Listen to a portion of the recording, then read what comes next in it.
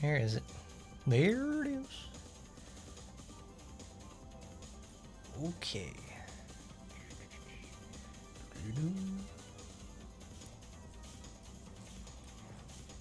Alright, everybody. What's happening, everyone? It's your boy Hardcorn, and we're back today with even more action Taimanin. You know it, I love it, and I know you love it too just as well. It's been a big month in the events for May today, but we have things to look forward to in June upcoming. Lots of stuff upcoming towards there because, you know, we've got the newsletter, we've got a new character, and possibly some not possibly, certainly some updates that are going to be, well, at least something worthwhile to be checking out. Because for the most part, it's like June is always the time when they introduce the June Bride costumes, a couple of new events, and it's usually a pretty big time for the game.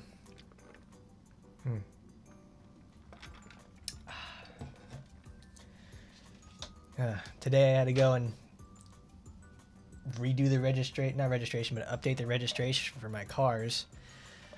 Well, that's fun. But it's been a big May, to say the least. Big May, and the fact that it's like we got Oz's outfit, we got the renewal, we had information about what they're going to do with Android going forward. So it's certainly been a pretty big, you know, a pretty big month for the last of May. Big in more of the way, shape, or form.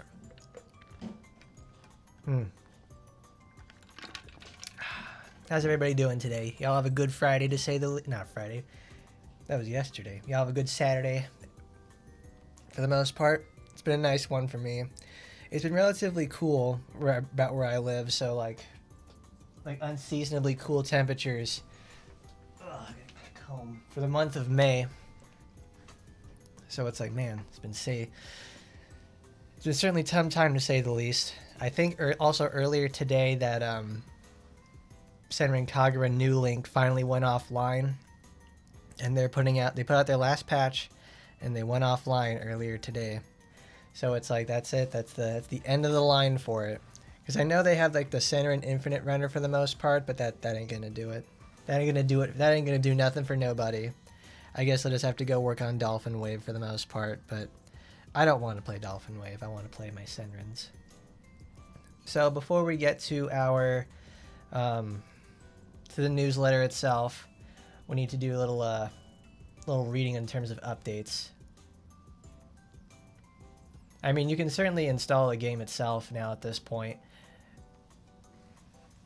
Like, you can install a New Link and everything like that, because now it's just like, since it's in stasis, you can get the last known APK from something like QApp or something and install manually from there and just read all the events. They're not in English, though. They probably never will be in English because that's just too expensive for them. But that's just the sad nature and affairs of it. How you doing there, Jeff?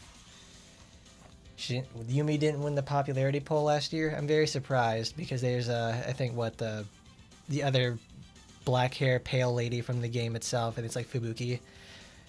Fubuki from that is obviously like the Yumi killer, but even then, Yumi and her steps towards where they went towards with her are destruction towards the game. But anyways, let's check out some news. So let's see. I need to check what day last week was, 24. So let's see what changed. We have the 27th update. So native UFS package, we have that online. Mr. Darkness. We're gonna have some events, bug fixes. If you could even call this a bug fix in the first place, it's like they changed the amounts of attack and critical you're getting from these costumes. It's like, oh, the New Year kimono packages. It was like, great. It went from 192 to 351 to effectively a third of what this 2/3 about what the original was, and just a little bit off the top. I have no idea why they changed this amount. It doesn't make any sense. And of course, our various cheaters. Sometimes I like reading the names of these. Like, I think it's what they blur out the first 3 letters of the name, but then you try to find out what the rest of the name was in the first place. It's like M Digimon. The people who don't rename their accounts, Japanese or Chinese characters, They managed to ban Asagi Yagawa for the most place.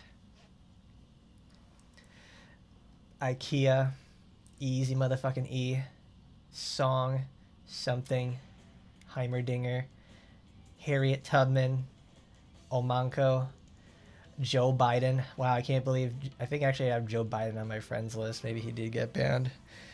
Who knows? Maybe we're gonna try. No, I don't. I don't have Joe Biden. I have Guargura on that. I have Mr. Soup on there. That's great.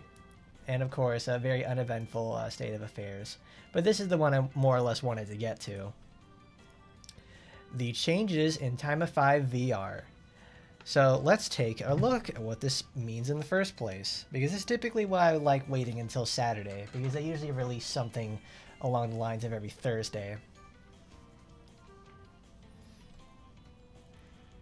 I mean, it is true. I mix up Joe Biden and Gargua quite a lot. So let's see. Since its release, Time of 5 VR, Hereafter VR, I'm glad we're all on the same page that everybody just calls it VR, has served as a key piece of content to test your character's growth and power.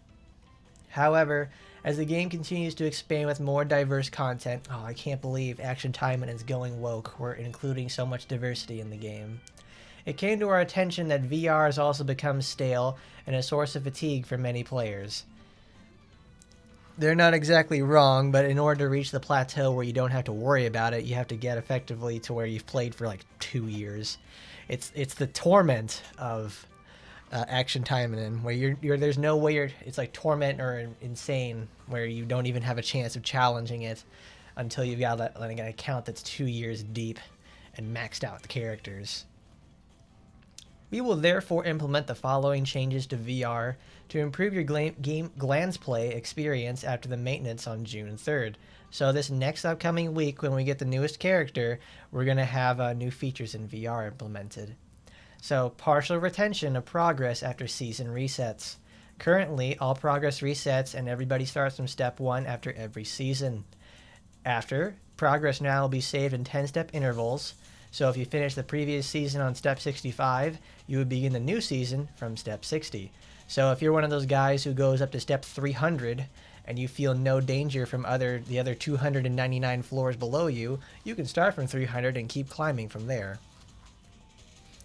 So it's worth it for that sort of thing. In fact, it also makes farming a lot easier at this point.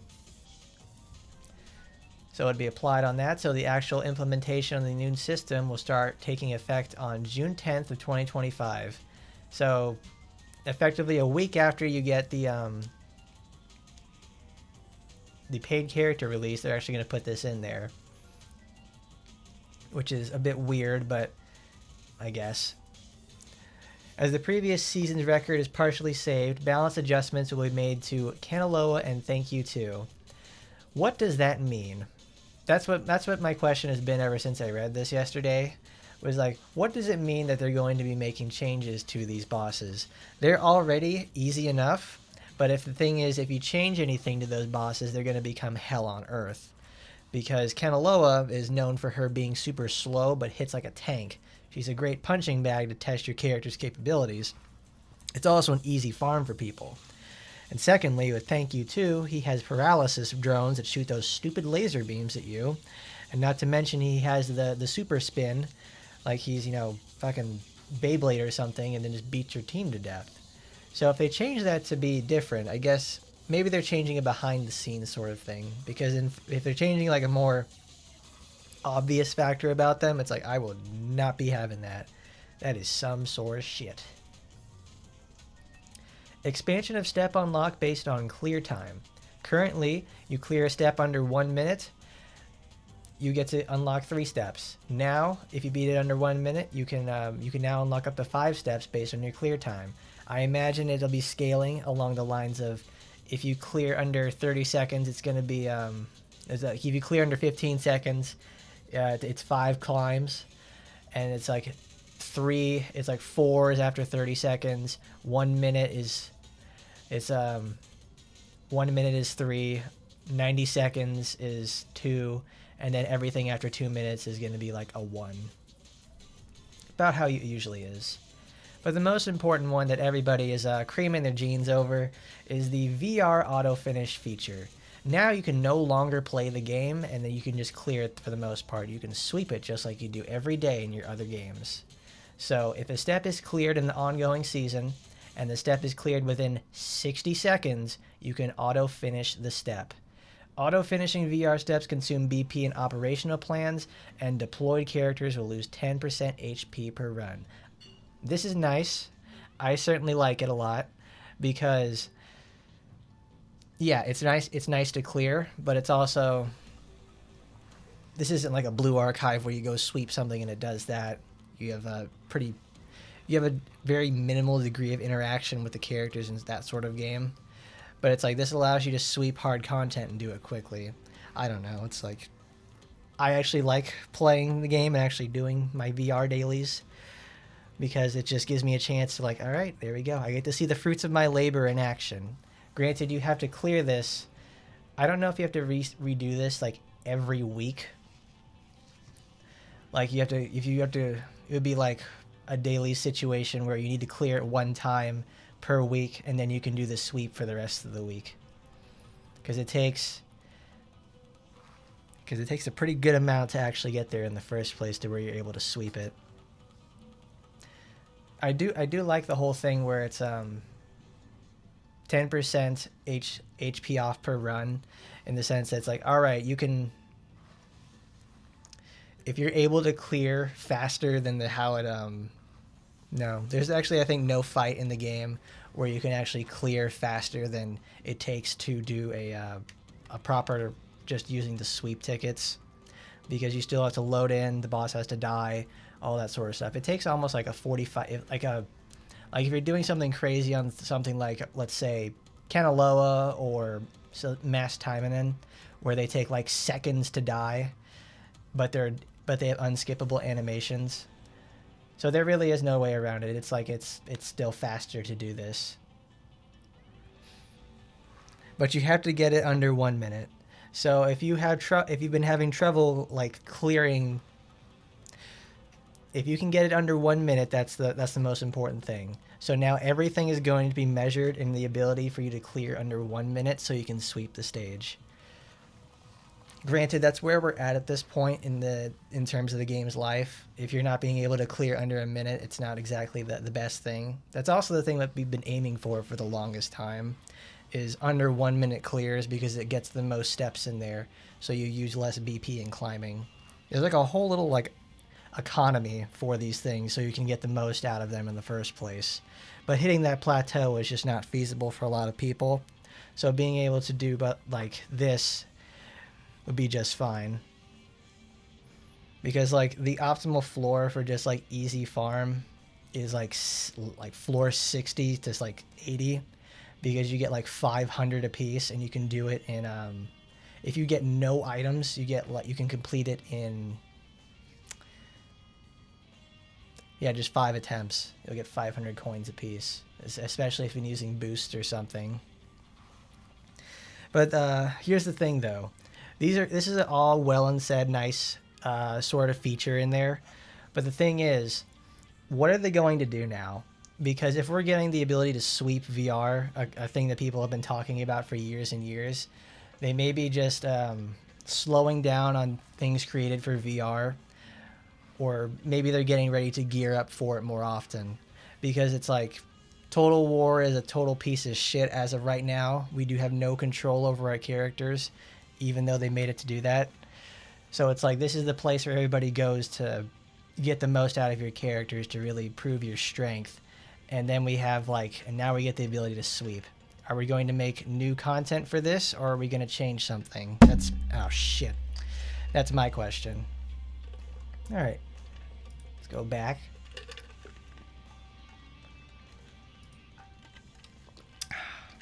Because I'm certainly that everybody here does appreciate the changes towards VR and what they've created, because they're nice. The ability to sweep it is certainly much more worthwhile, because it certainly makes every daily thing. It effectively turned my dailies going from 10 minutes to 2 minutes. It's like I'm playing Limbus Company or something. But anyway, Hina China over here, Kisaki but with the big boobers, she's going to be our next character to be in Action Taimanin. And thankfully we wait until every Saturday because they love releasing a, whatchamacallit, the character show, the Calico Cat character costume showcase every time. So let's take a look at what Kisaki over here has got in store. I need to unmute the tab. That'd be a really good idea. It has a fade, really? I don't know why it did that. Alright.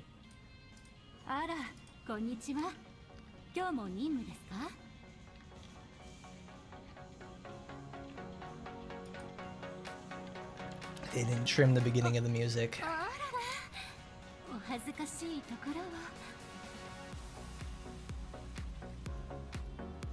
私の数に余計なことをしたらわかりますよね。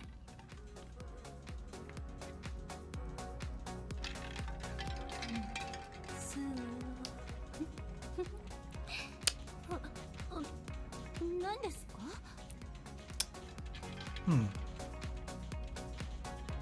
頑張れ、頑張れ。 What is that? She looks like Marie Rose or something like that. I think the comparison's been made to where, like, what was Armika, that's it, from Street Fighter. I like the Marie Rose comparison better because it looks a lot like her outfit. It's very odd. It's very, I wonder what that's supposed to be.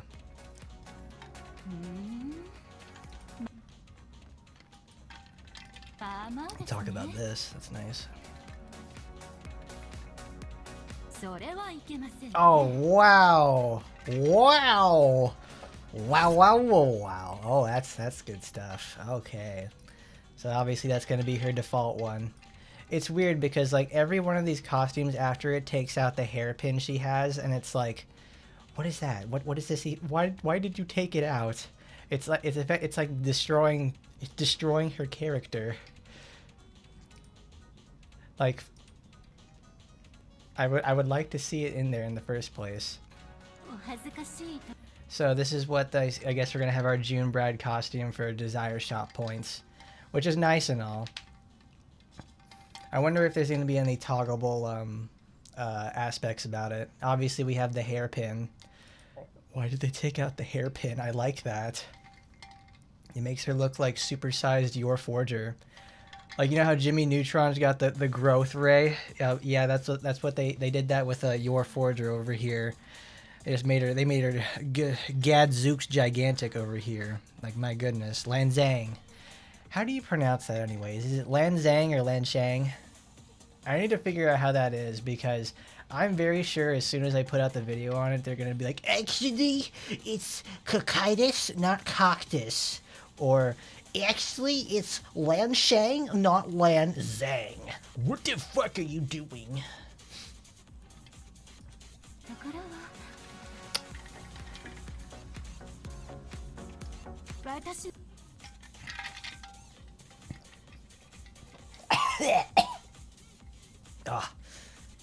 Oh my god. I'm choking. I'm choking because I was like so taken aback when this came up on the screen. I'm like, oh. Uh-oh, booba. Like, oh my god. You know what she looks like? She looks like Nico Robin. She looks like Nico Robin with this on. Because especially like when she's in the Miss Sunday getup from all the way back in Alabasta and One Piece. How about that? Okay, good. Because I was like, they don't move as violently as I would have hoped. Because you know whose move as violently as that when she does basic motions? Ragnarok. What? Can we have this hairstyle for like everybody else? Because like I know Asuka has like this is her normal hairstyle, but like everything else they have like her hair done up and everything. I want my Hime cut on everybody.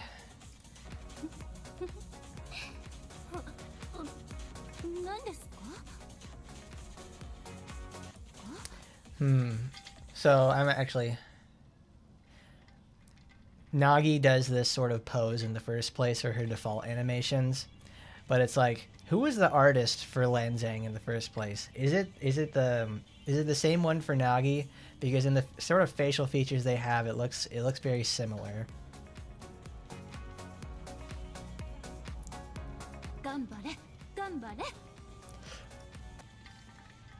I don't know. This is the only outfit I'm like kind of iffy on because it doesn't really look that good. Everything else is kind of a bit of a winner, or it's just like they're kind of mediocre to say the least. This is the real winner though. Her Nico Robert biker outfit and the Gift for You series is well, obviously Gift for You is, I think I own every single one of those. They're so good. They're great. It looks a lot like the Asagi one for sure. The Asagi is like has the ribbons and everything everywhere, but it doesn't have the wrist garters and everything like that.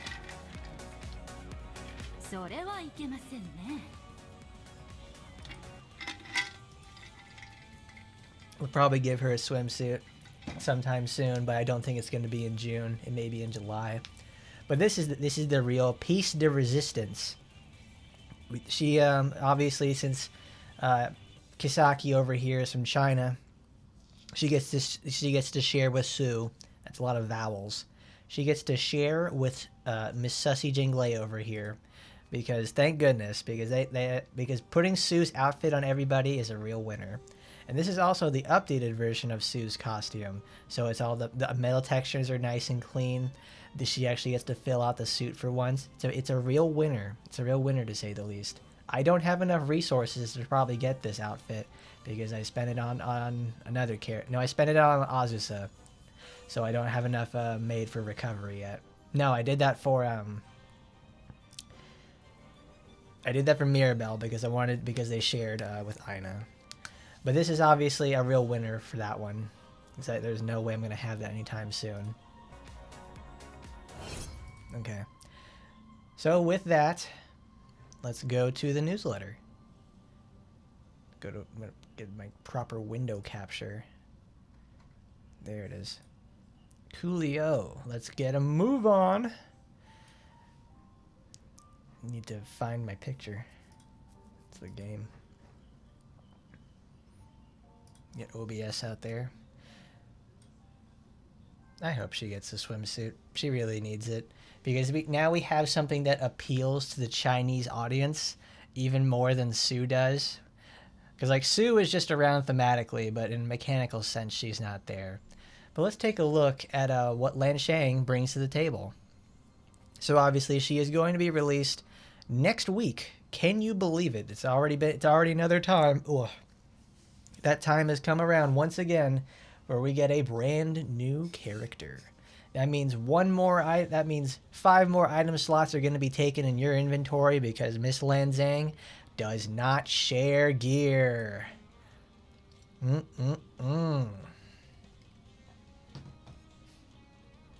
So we have obviously the specialty situation where they're like, congratulations, you got the character. You got these bonuses that effectively like a refund in sort of sense.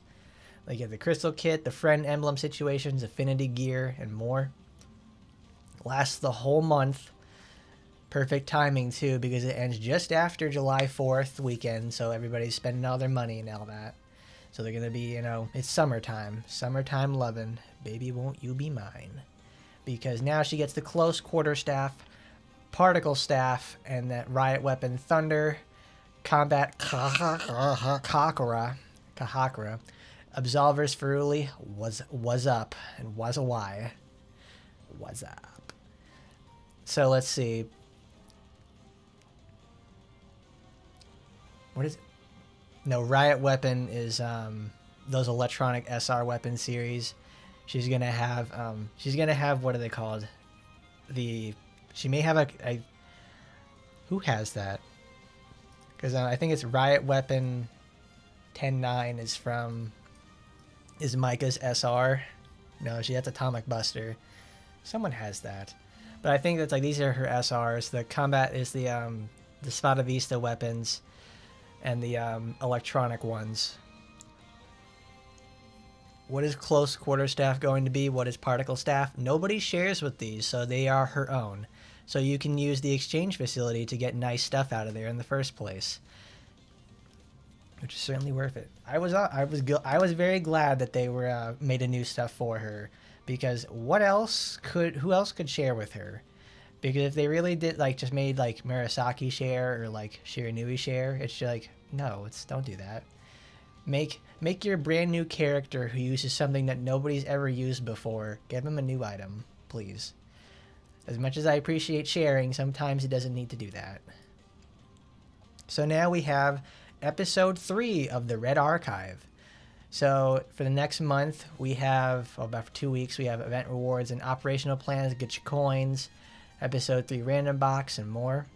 We'll do some archive stuff today because there's a lot to do left over. So obviously we're going to be getting the Lilim supporter, so that's always nice. That's always nice to have another copy of.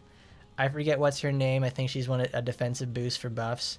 Snake weapons, multiple copies of Stella, an EXP boosting supporter, green critical rate booster, the very strange but somewhat useful blue HP recovery supporter. This supporter is really good for fucking up demons. I think she's the one that does it for demons, but we have both of them. We have one that does it for demons and one that does it for humans. So whenever a new wave enters or a boss or anything like that, they get a massive debuff where they just effectively can, like, if you set it up correctly, they are going to blow up whoever's there. So they're really good for something like VR or anything like that, because I think from what I remember, the human one also works twice. And the fact that it's like you can blow it up, you can blow up Mass Taimanin because she isn't just one spawn, she's actually like 2 enemies. So it actually works out. The limited Anrose supporter from her first go around on her first release. Boy, doesn't that always spark up new contentious content every single time. Everybody's favorite boss killer supporter. That's great because you can get a 3rd copy of this now and give it to your entire team. And I forget what her name is, but she's, I think, bonus damage to... she's a red supporter that gives bonus damage to disarmed enemies. I gotta look. There she is. Lunaria. It's 6% more damage per enemy nearby. Oh, her call is a disarm. She's a very cheap way to do that. So you can get that if you want to do the disarm strategy on Mass Taimanin, so you can farm her easier. Because in Volume 2 they also introduced what's her face? Another disarm supporter. And something else, because I think there's now 3 or 4 disarmed supporters in the game, but obviously Oboro still does it the best. So I'm glad that they have certainly about once every month they've put in a new update to the archive, which is really nice. You can't get 5/5 of the supporters anymore. You can't get 5/5 of the supporters, which is kind of shitty, because the only way to get more vouchers and tickets for that is through other means like Total War and doing other stuff. So it's oh well. VR Improvement Celebratory Conquer event open. Okay, that's a lot. Clear VR-related campaign and surprise missions to acquire rewards and purchase all VR weapons at the VR shop for a limited period. This is great. I wonder if they're taking off the limit of those for once a week, because that would be kind of crap. Because it's like, that lasts for the entire month. So I wonder when the limited period is, because if the limited period is just for the event's duration, that would be great, because that's 4 bosses.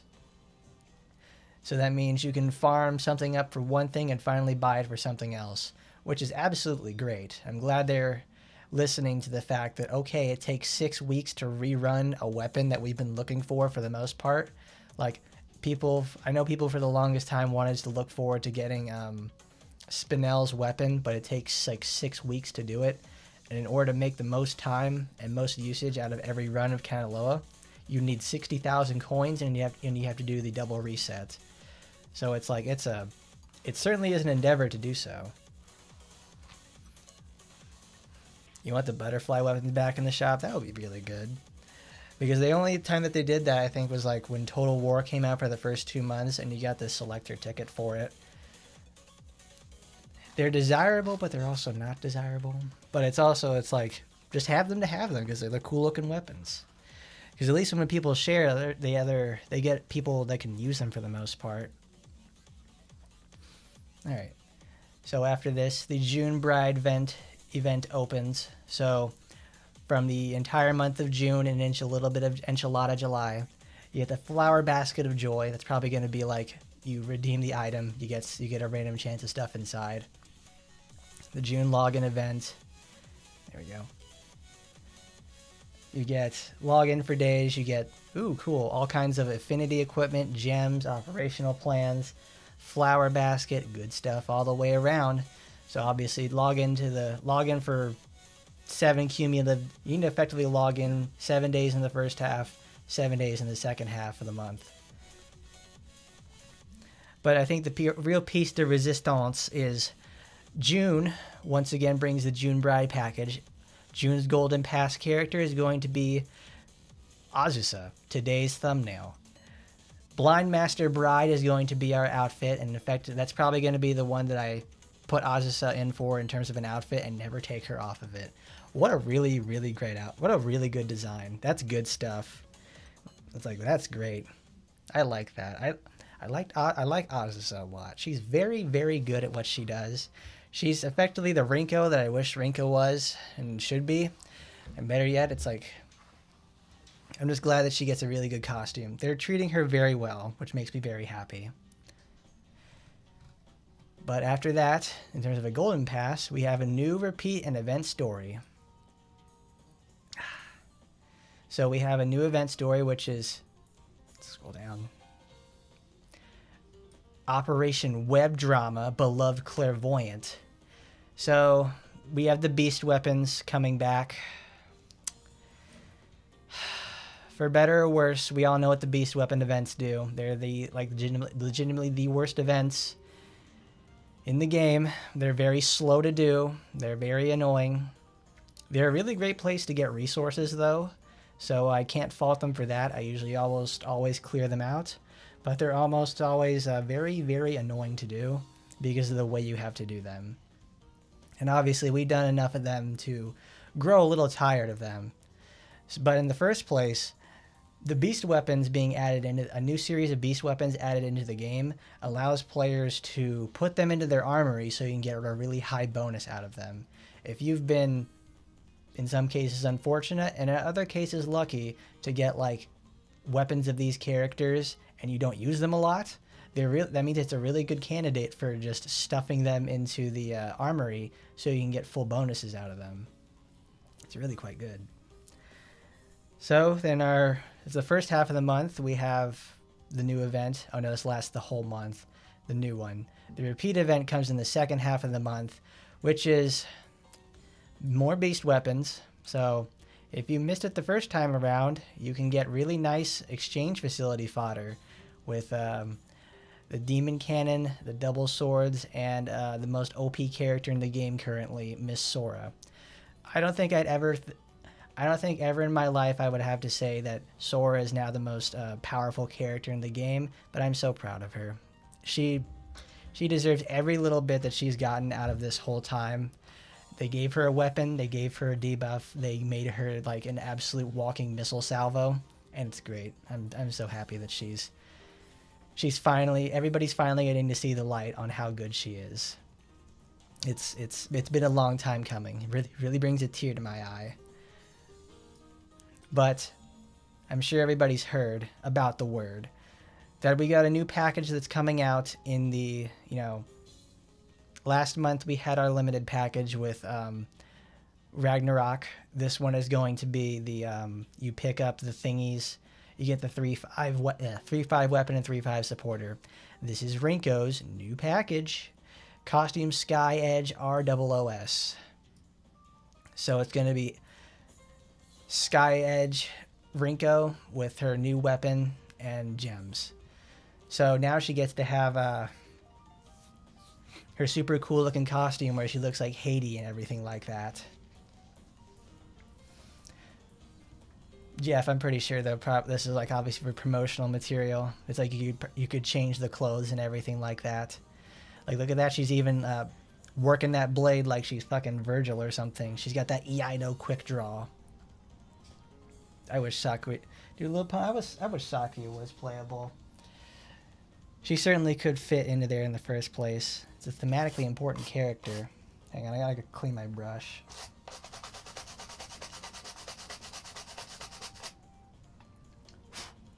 All right. So obviously we get to see the big meat in action. The thing is, though, no matter what happens, Rinko can get new gear, a new supporter. It doesn't help the fact that she would still have to play Rinko, and it's not a very fun experience. It's actually quite difficult to use. And the thing is with this, it doesn't change the fact that we have to compare. Everybody's going to be comparing this against Shosu. If it's going to be the weapon that we get for like the event where we have we get the one copy over the course of like 4 weeks, it's kind of annoying because it's either going to not change anything for her or it's just going to be pretty okay, to say the least. But in the end, the real winner is everybody else, because now we get the robotic version of Rinko herself, and she gets a cool looking cyber sword. She almost looks like the almighty version of Asagi's costume, or certain features of I obviously made the Haiti one before. But either way, I look forward to see what this is going to be, because it's like, I know what lies in store. I don't know what lies in store mechanically, but at least in a visual sense, it looks good. I hope they don't have all the that's probably like the fabric sort of thing, like it helps cover them up. But maybe that's probably toggleable in the future. But after that, that's our new package that we're going to be getting. This next up is our repeat packages. This time around, we get the Anne Rose Wedding Witch package. Everybody knows what this does because, wow, what an amazing supporter and a weapon that is. Well, the weapon, not so much. Everybody loves using the supporter because it really just changes the game for blue builds. It's very important. So we have Wedding Witch, the bouquet sword, garland, and the gems. And obviously, and for this time, they're actually bringing back the gacha for it, so you can pick up the sword and the supporter itself. So it's like fantastic. This is something that people have been waiting for a while, because it's like they don't ever really rerun the gacha in the first place. I guess maybe it's because they know the package sells, but nobody was rolling on the banner, so it's like, why bother? Well, I want to bother. I want to pick up some of those supporters. But it's like, you could certainly miss out on the you could miss out on the weapon, because while it's cool, it doesn't really do much for you. But in terms of other things, you can also miss out. You can miss out on the high-tech Gunslinger Emily package. This was This was Emily's supporter and weapon that you got from doing the month-long event. Like, we're gonna be getting the Rinko supporter like this, and the weapon. So this is the one that they did for Emily like 2 or 3 years ago. It's a really cool costume for her. And obviously, they got to rerun it during July 4th, because Miss America over here, World Police, with their big revolvers and everything like that. The weapon itself isn't very good, but the costume sure is. We'll be having that prepared during July 4th, to say the least. But I don't think you want to miss this, though. This is Enter the Dragon Lady, because, you know, it's a celebration of Chinese love and everything like that. So we've got to have ourselves the most famous Sue package in the entire game, which is Enter the Dragon Lady. It comes back, and it's literally just the Bruce Lee outfit. What else can you say? It looks good on her, but I wish you could put it on other characters. Come on, Grammary, let's work with it. I understand there's like costume identity for characters, but it's like, well, put it on some other people. Because I want the Bruce Lee outfit. I want to go Kill Bill style with Asagi or Rinko. They gotta get their Mr. Hattori Hanzo sword and go fucking nuts. But that's a costume you don't want to miss. However, this next one, though, you sure as hell can miss. It's Phantom Mermaid Shiranui. Alright, be honest, everybody. Did you get this the first time it came around? Because it was a Golden Pass costume that ran about 2 years ago. and they've released this as a rerun a couple of times. It's kind of bad. I don't like it. I sure as hell missed it when it came around, and when it came back, I didn't get it again because I'm not fucking getting that. It's kind of bad. And then we have Beach Reaper, my favorite. I love me my hot robot, so I already have this on the first go around. This comes back about every year because this was, I think, a Golden Pass costume. So obviously, it's Asuka. I don't miss her costumes. I never do. It's like, man, it's a real winner. I love Hot Robot. She's one of my favorite characters in the game. You a hacksaw Jim Duggan, USA, USA, USA. There we fucking go. Well, that's for reruns. Let's take a look at new costumes. So in terms of new costumes, we've got ourselves June Bride costumes. Of course, you know how it is. It's June. We look forward to it every year. When it turns into July, we're waiting for the ones next year. Starting off, obviously, are everybody's two favorite characters, Smo and Onstein, Dumb and Dumber over here. We've got Spinel gets her bride outfit. She looks like a big old tomato and like a strawberry. And then we have Cool Blue Lapis. We got Nacho Cheese and Cool Ranch. So obviously, I'm pretty sure everybody wants to pick up Miss Plappis over here. Get herself the June Bride outfit. I don't know why this armrest squeaks so much. Probably need to squeak it. Not squeak, but oil it or something. But either way, it's like, that's good. I'm glad they're still paying it. Well, I don't know. They always pay attention very well to Lapis because she's actually selling really well, to say the least. And then like, she's not exactly like Emily Tier where they rerun it and they make $1 million. But it's like, good. Give us some more Spinel stuff, because for the first time in months, she's actually fallen out of relevancy in Total War.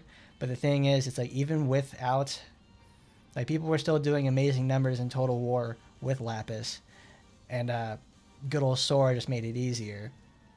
So it's like, there you go. You get June Bride for Lapis. What a great costume. Look at that. There's a little teaser right there. You know what's coming. You know what's coming. Where is it? And then the second half, that's in the first half of the month, is Lapis and Spinel. The second half of the month is going to be Shizuru and Icy Hot over here. Ragnarok gets her bride outfit with the blue roses. It almost looks like Rinko's limited costume from like years ago. And finally, after 3,000 years, Shizuru gets her Rapunzel wedding dress outfit. Isn't that great? It almost feels like a good old Ragnarok over here is even more conservative with her look, but it's like, then we got Shizuru over here just putting it all out for everybody, and that's great. That's the real winner, to say the least. Because when I saw this like earlier this week, I'm like, wow, that looks great. Like this is like the real winner of the whole set, to say the least. And Jeff gets it right. The mother outdoes the daughter. It's like, we got Cool Mom over here. She's looking like, got the Emma Frost look. It's like, my goodness, this icy babe just don't know when to stop. She's so good. Like, goodness gracious, you could not tell her to stop. So that's good. And then on the second half of the month, well, they have a certain set they're running. It's like the first half of the month, we're going to have these rerun costumes for June Bride. And then the second half of the month, it's going to be, well, actually, no, they do it in threes. Because the first part of the month is going to be Sakura, Rinko, Asiago, Oboro, and Hebiko. Of course, they got to put her front and center because that's the one they have the acrylic stand and merchandise made for. Miss Asiago. And then we have in the middle of the month for about... Yeah, it's about to start in the middle of the month. So we got Saika, Murasaki, and Kurenai. And then we end the month with Nagi, Icy Hot Jr., Emily. Of course, you know, Emily's the one who brings in the most cash. They got to put her out in front. Ingrid and Miss Hot Robot herself. Very good stuff. Granted, it doesn't show it at the bottom, but we got a ticket over here. This is actually a pretty good ticket to say the least. So it's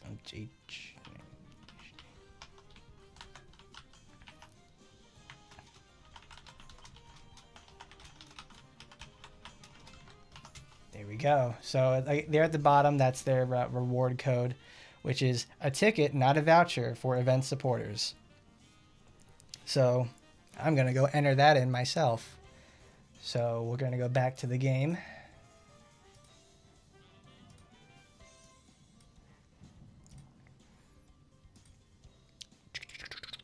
Coupon.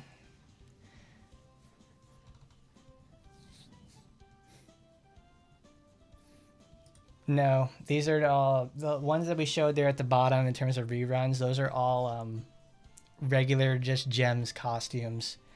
Like they explicitly will state whether or not something's like a package or anything like that. I gotta type it in myself.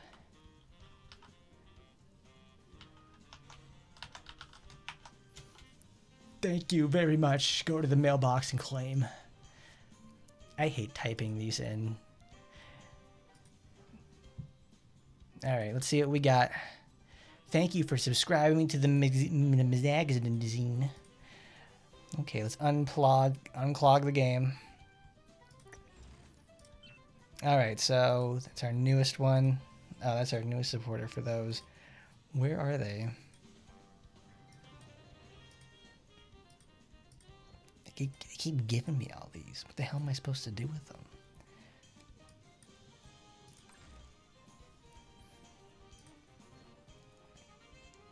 But yeah, all those ones that they explicitly stated there at the bottom and the last part of the newsletter were just explicitly 4 gems. I think they all cost like 350 gems a piece, so it's really, really pricey. Like if you wanted to pick one that you missed out, it's like you better hope it's like you've been getting them piecemeal over time, or you save them for just this moment, this one shining moment.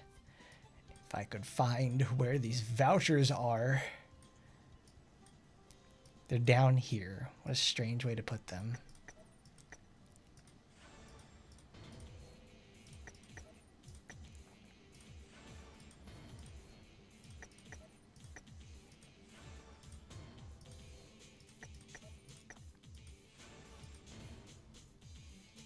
All right, there we go. Ticket event supporter. All right, we got a random reward, everybody. Let's go gambling. Let's go gambling, everybody. What does this go up to? This goes all the way up. Wow, this is every single event support. Okay, this goes up to Arabella Glucksheim. Okay, I got a copy of Ina, and I got another, I don't remember her name, but she's the one that I used to make Mirabelle you get used 4 times in Total War. So I already have that maxed out, so that's facility fodder. But look at that. I think it's also like the first time I've seen... No, I actually have that Ina supporter maxed out, because that's a supporter from like a million years ago. When using a machine type character, reduces damage taken by 30%. Oh, Ina, if we only knew that there would only be 5 machine characters in the whole life of the game. And after this supporter got released, we only got 2 more. No, we actually got 3 more, because it was Saika.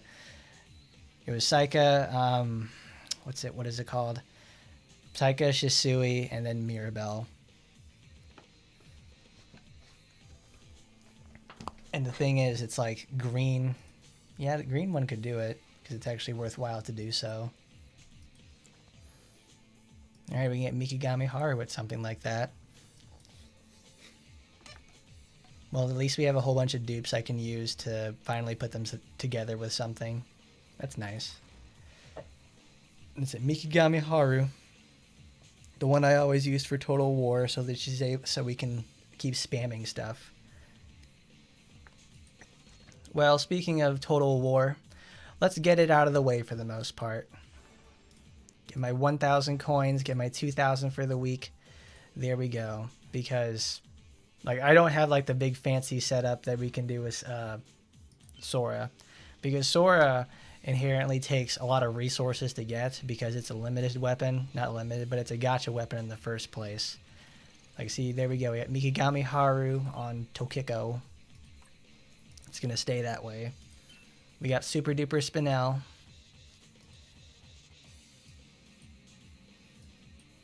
Let's get out our big juicy set that we always use every time. I gotta find it. I gotta find the supporter that gives her the buffs. Because it also with Sora, at least in terms of the making the change, it's the fact that you can have like be much more flexible with your supporters. Because it's like if you can go with like a 3, like a hybrid set and actually get a lot out of it in the most part. Because with Sora, you want to be using as many skills as possible, so you can get the most out of her weapon skill effect. Where is it? Where is she? Where's my heroic little supporter that turns Spinel into a goddamn nuclear warhead? Oh my god, I can't find her. I don't remember her name. This is so ass. How many copies of Foss do I have? It's just one for that. If anything, they should probably start rotating bosses for Total War at this point. We're going to be hitting 6 months of it in the first place. So I think it's time for them to start making a little bit more improvements and start tuning it to do different things if they really want it to be played. How about you let us play it in the first place for the dick waving damage segments? That would be really great. Is somebody else using the supporter? I wouldn't think so because, because it's already equipped. Oh my god. I'm losing my fucking mind. It's like, where did it go? Where's the supporter? Oh, was there the entire time. She was hiding in plain sight. Alright, so demon boost. Because we sure as hell don't need penetration here. Because let me tell you, it's like it's certainly been an improvement that we are now able to equip more than one supporter function set. That has certainly been a godsend, to say the least, because man, it's really nice. Because it allows you, if like most people have at least 2 being able to equip, and now it allows you to just have like 2 penetration supporters, 2 penetration sets equipped, and you don't have to worry about like, and if you really want more, you need to get it out of like team value or anything like that. So it's like it's been really helpful, to say the least. All right, we need to get that. We need to put some bulk gear on her. It's penetration. It's deep penetration. Because I need her to be bulky. So put that on there. Increase max HP. Get my Ragnarok supporter on there. Healing. I need healing. I am requesting healing. Tokiko can do that. But it's like, there's 2 supporters. It's like critical damage and critical rate. It's like, it's just so nice. Because now I don't have to account for that. I can have both at the same time. We're ever closer to that illustrious 125. I can taste it. I'm even that much closer. And even then, it still doesn't make that much of a difference. All it does is just put a 3rd and then... Like, I wouldn't even know what to do with a 4th slot. Alright, let's give it a try, though. See if we can get up to 2 million today.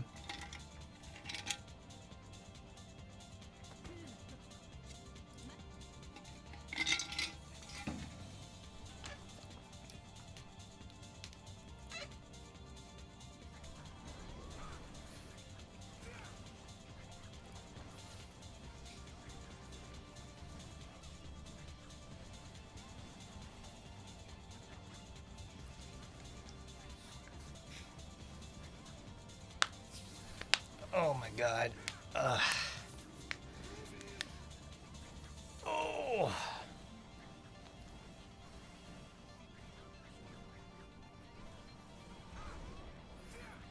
I really wish this game mode had like a lot more going on inside of it, because it's just like, I get who it's for. It's like it's a big dick measuring contest on this sort of stuff, but it's like it would be a lot more fun if you could just like combine it with a skill based feature, like with you as a player to get the most out of it, versus just watching. Like, effectively, I set the microwave for 2 minutes and I watch it count down.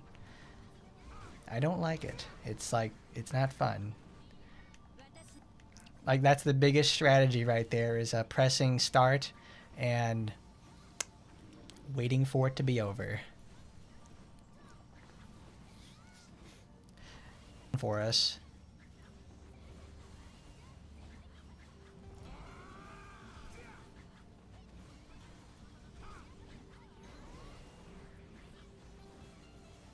Wow, that actually puts it just in time for another burst right at the very end.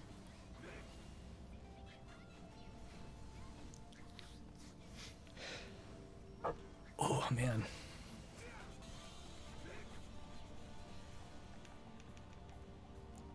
Ooh, 82,000 crit, very good. I think the highest I've ever seen that go is like 100 million. That was really cool too. I think we got that on stream as well. Oh wow, this is the highest I've ever gotten in the first place. This is crazy. 3 million points.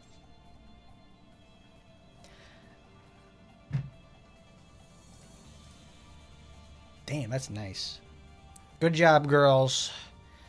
Good job. 2 billion damage. We could have went further if things went a little bit differently, but I'm not about to look a gift horse in the mouth if I just literally beat my own best score. 3 million. Now we go to relay mode. Let's see if we can get this done in, I want to say, maybe we can, well, since we have the new supporter, since we have a Icy Hot Mom supporter, we can probably do that now.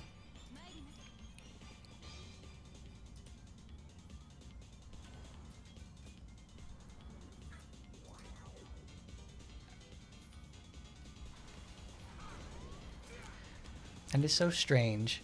I don't know why the support, like the AI waits like 6 seconds to use it.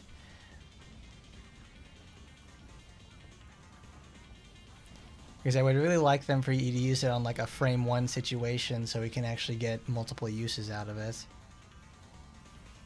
You know what that'd be really good for? That would be really awesome if I had control of it as a player, so I can make that kind of decision.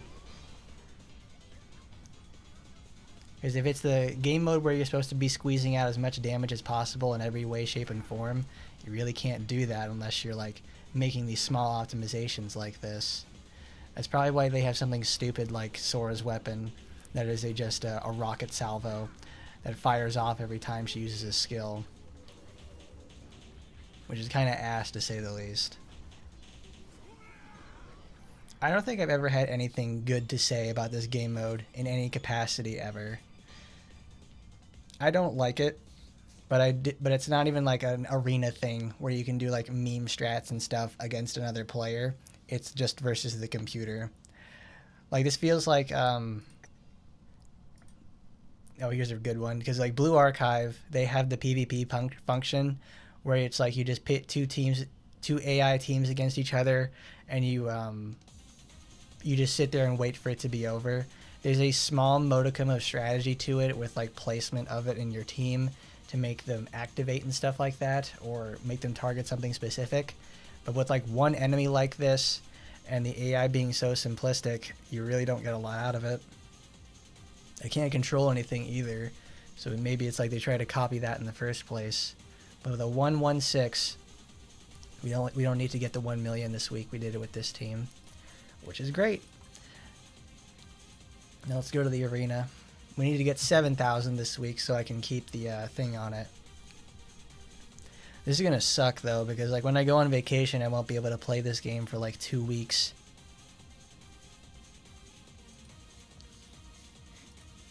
Alright.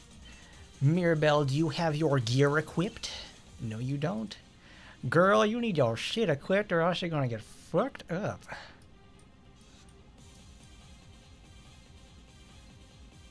I don't know. Do you guys like Total War?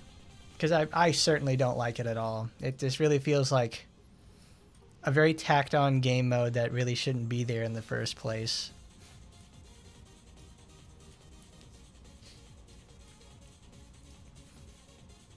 Well, I guess I could certainly expect something like that from the degree of incompetence that they have in certain areas, because it's like, because the other day, I think it was like yesterday, when I was reading through like the newsletter and stuff like that, I thought, no, it was a Wednesday, I thought to myself about this. Wait a second. If, actually, protect, ooh, human type characters, that's good. That'd be one for Tokiko.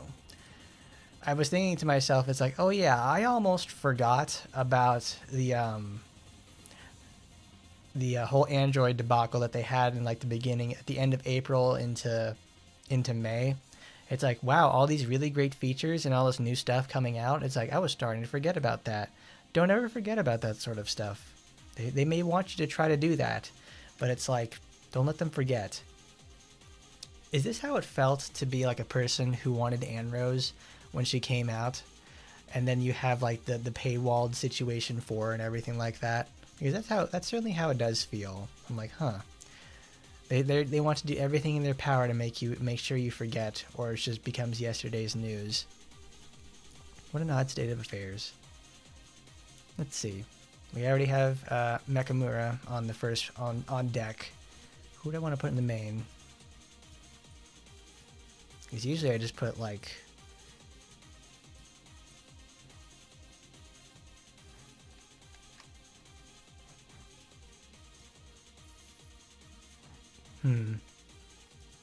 I know. We'll use that. No, Micah can do that. She inflicts debuffs pretty easily. If anything, I'd put like main slot Shisui or something like that.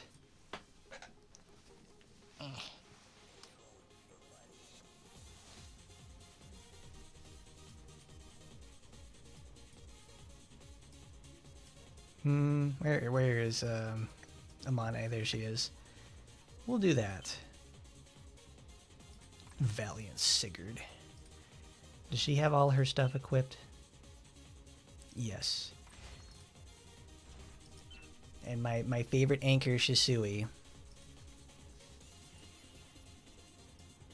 I almost want to put the Hanasaki Ozora supporter on her to do that. It's actually in the very, very beginning. There she is. Increase HP restored from all sources by 64%. Because we don't need power engage because she automatically uses skills. So let's use Airwing Light. I wish I had the 4th skill though so I could do that. But I certainly don't have it.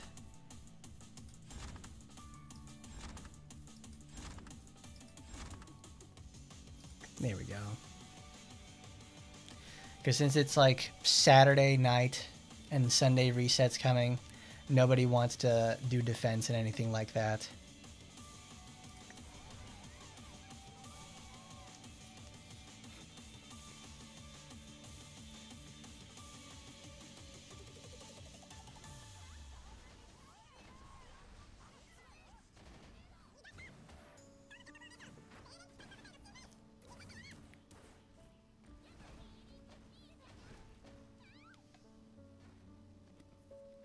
Oh my god, that's incredible. Every time that she uses her ultimate, she just goes in there and just straight up dunks on him or something like that.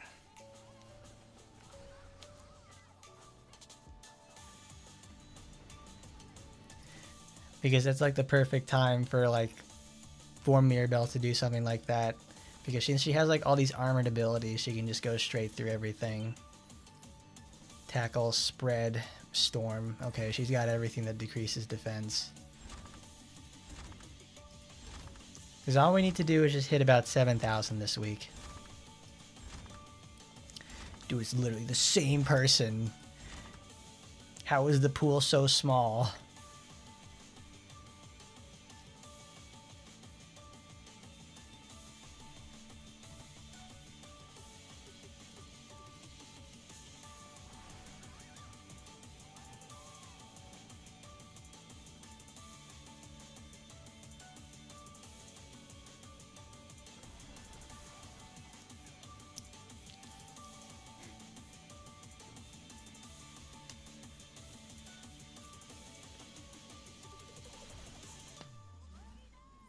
Oh, that's right. That the limited Micah supporter and the outfit just reran. However, since the supporter itself is so lackluster, and people just don't care about it, because it's like the only time you really would use something like it is in like a weapon skill build. Typically, those are kind of hard to use and very unwieldy. Because like there's like very few characters that can make use of it in the first place. Oh, because like maybe you could get like a one shot, one kill situation, or just like doing massive damage with Mirabelle's weapon skill, or you could try something with like Inage's, because she always has something like really crazy going on with that. Oh, my favorite.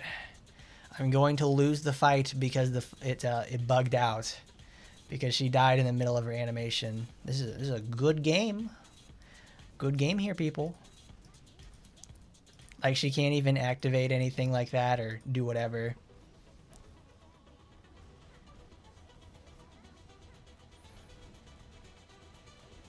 Because I guess this is how it feels to get timer scammed in a fighting game. But at least within a fighter, I can, fight back. This, not so much.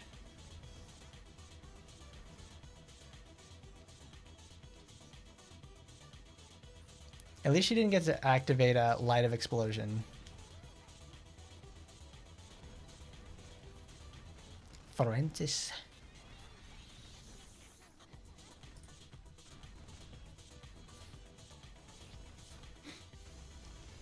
Got Chisui over here activating Geometry Dash and just fucking losing the game.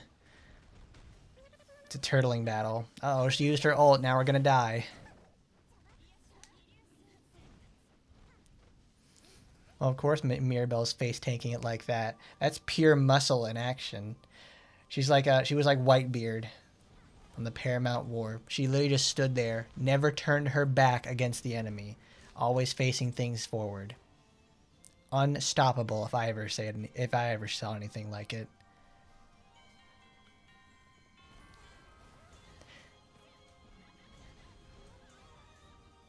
There you go, Shisui. Knock him the fuck out.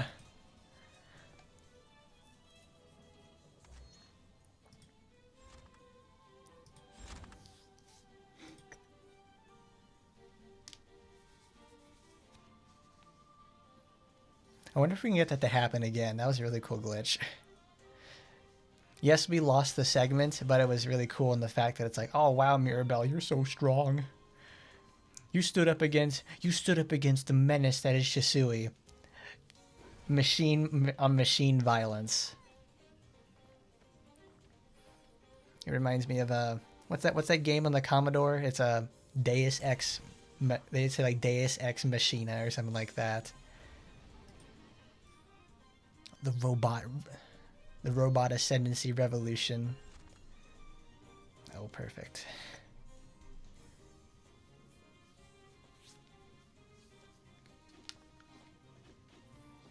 But no, I was reminded earlier that it's like, oh man, I'm gonna be going to when I go on vacation, I won't be able to play this game on like the computer for about 2 weeks. Because the last time I went on vacation like this last year, I think I lost like 8 people on my friends list because it looked like I stopped playing the game. Oh, I love it. I love it when my internet starts cutting out.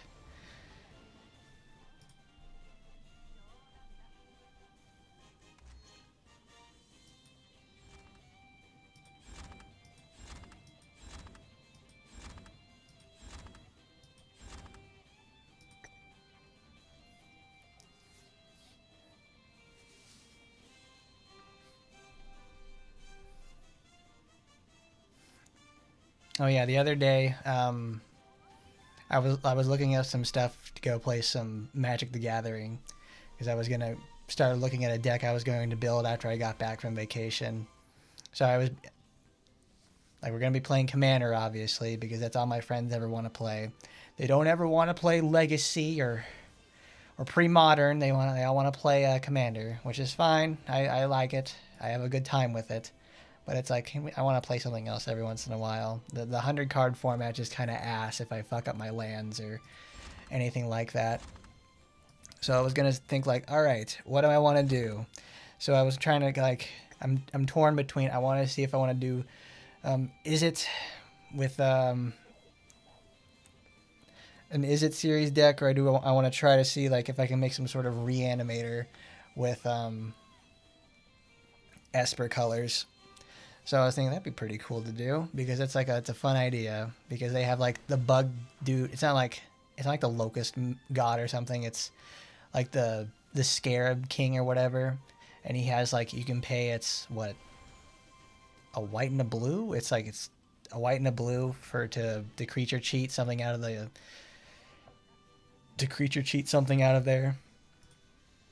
Because I mean that's the one thing about like Reanimator that's kind of crap about it, is that you have to discard stuff into your graveyard, and that's public information. It's not like traditional creature cheating, but in the fact that it's like, yes, you're giving them information, but it's also so very strong. Because it's like, if you play something like, I don't know, I forget what like the enchantment's called. It's like not Call of the Wild. It's Defense of the Heart. That's it. It's like, if you don't answer that thing within like 3 turns, you get to summon stuff like super Phyrexian Vortenklex, or like these super strong Hydras or something like that, or any really creature, or any Eldrazi's really, and you just get blown off the field because you had no answers to it, which sucks. I actually had a Defense of the Hearth used against me on like when I was first started to play ever. I didn't understand what the hell was going on, and I was absolutely disgusted by the card in the first place. I could hardly imagine that's like, there's something like that in this game? That's insane. Because it's very because creature cheating for the most part, it's like, it's very explosive. Because it's not like, what is it? It's not like I forget what the card is called. It's like Anger. That's it. Anger in red, where you just like, you purposely sacrifice it or discard it in some capacity to put it into your grave, so you can get something out of it, like give all your creatures haste regardless, and you can't. As long as he's in the grave, everybody gets haste for the most part, which is like perfect for creature cheaters. Ooh, Rachel Alucard. Blaze Blue Gamers. Shiranui Enjoyer. Because that's like a fun idea, to say the least. I forget what it's called. I need to look up what the name of that card is again. Because it's like, he costs very little to get out on the field. But the thing is, it's a deck that's so... But like, what this creature is like, it's such a... What is it? It's a deck that's very reliant on its commander, and it's kind of a good and a bad thing. Because it's like... It revolves around getting very technical and high-cost creatures out onto the field for the most part.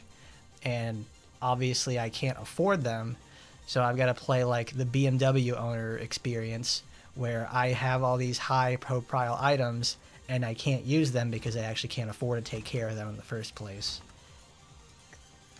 Which is a fun, risky idea, to say the least. But if anybody holds up interaction for the most part, I'm just going to get fucked over in every way, shape, or form.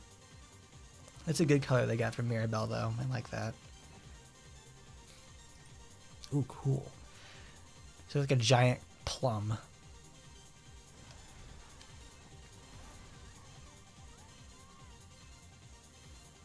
But I don't know, maybe I just end up... Oh, I can see what they were trying to do here, but it's like they make the darker purple, but they didn't...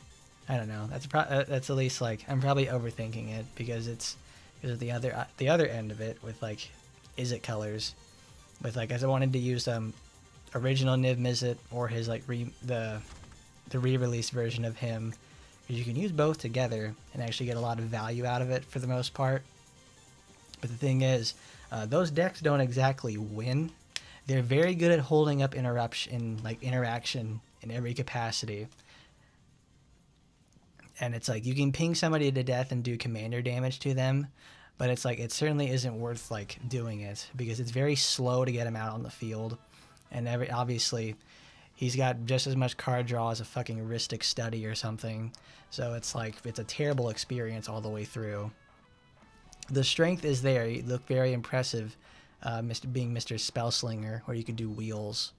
But it's not worth the trouble that it brings, because it makes you such a hot target in the first place. Sir Nanner Pants. Oh, crazy dude. Did they change hers?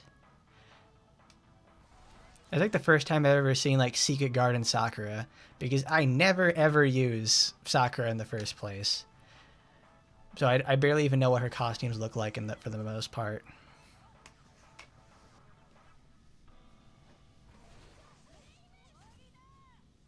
Jesus, she just goes over there and shoots like gigantic sidewinder missiles right there in her fucking face.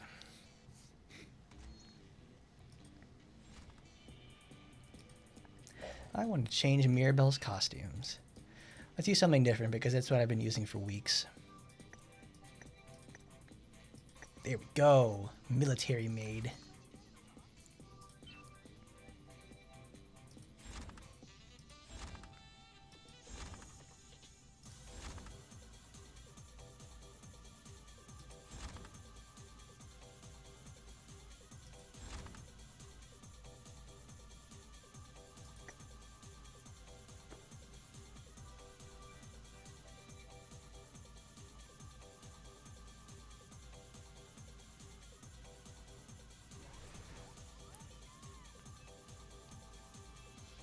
Hey, cool. They color their Asagi just the same way I did.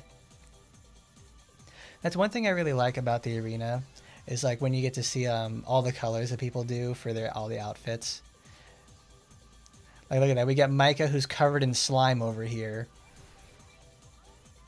Like, any color that's not the default white makes it look like she got covered in like fucking Nickelodeon slime over here.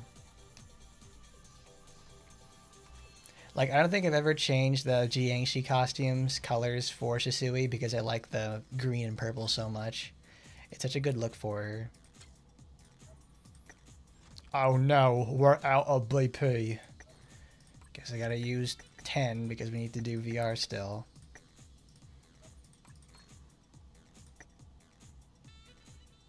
Emily without her glasses is such a... is certainly a mood, to say the least. Because it makes her, like, she is designed with her glasses on. So when she takes them off, you get to see just how far apart her eyes are. Wow. It looks kind of bad. I mean, not every costume can be a winner. But it's, they certainly could have done a little better on that one. There you go. That's right, Mirabelle. You go over there and punch children. It's like, oh my, what a mean woman. You're supposed to be over there on the military defense side of applications. This isn't Vietnam, Mirabelle. You don't go blowing up children. Squall Lionheart?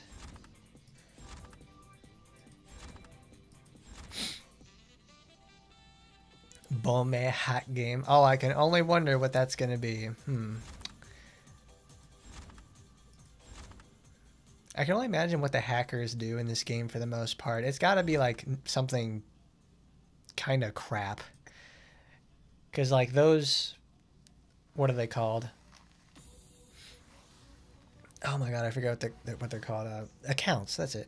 Account reselling sites. I don't know what like accounts for Action Taimanin and go for. They cannot be going for that much money. So they got people like all over the place just selling them for pennies on the dollar, and you got like Team Pro hackers just fucking around with all the values and making like insane invincible characters.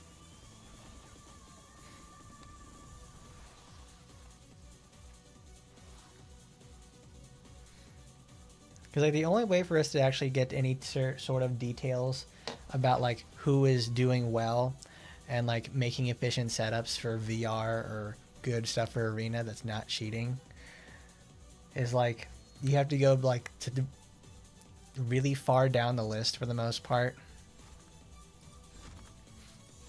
into almost like impossible levels of damage territory, because it's like after a certain point it's like okay, they've got to be using cheats because they get like so much damage that there's no way that anyone can ever make this, or anything in that capacity. Because I think like Total War is like absolutely rife with that shit.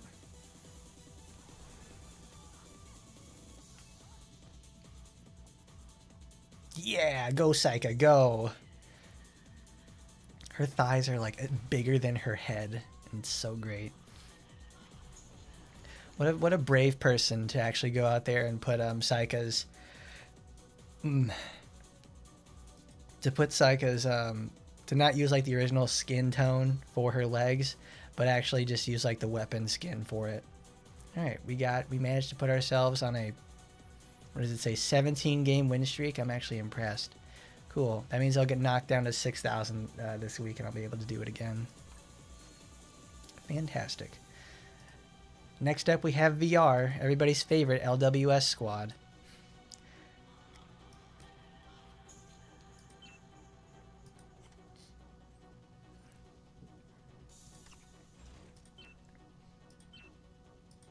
Supernova.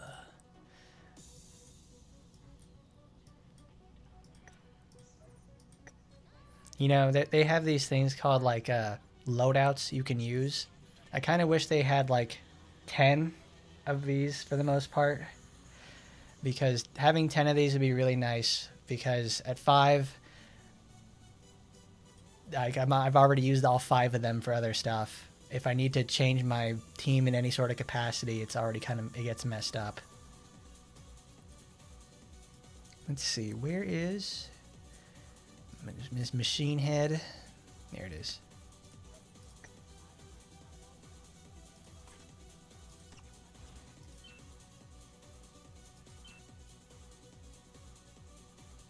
We can change it from Kronos to something else. I want to use In the Mouth of Madness. I want to use Dragon's Roar.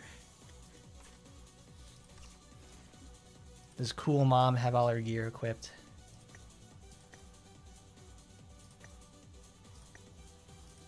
There we go. We can make her look like Taki from Soul Calibur.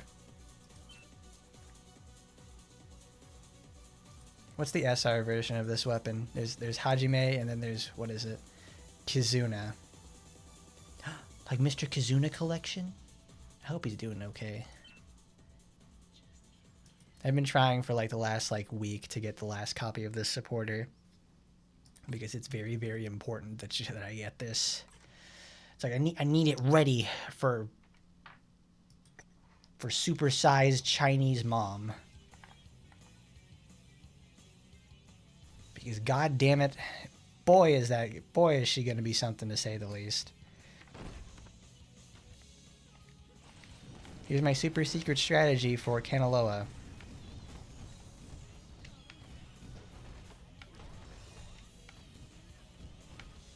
Go all in, baby.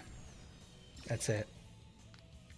But no, this is actually very potent in the first place. You don't even need the fancy supporters for this, because of the way Snowstorm works. Because we have, what is it, the massive defense down by, wow. We have the massive defense down from the Foss supporter that's on Micah, and then we have the defense down from Icy Hot over here. With this, we're able to decrease defense so drastically that like the robots get one-shot by Astaroth, which is perfect. That's exactly what I'm looking forward to. Though the damage numbers get a little bit conflated, because obviously AoE skills in these situations make the world go round.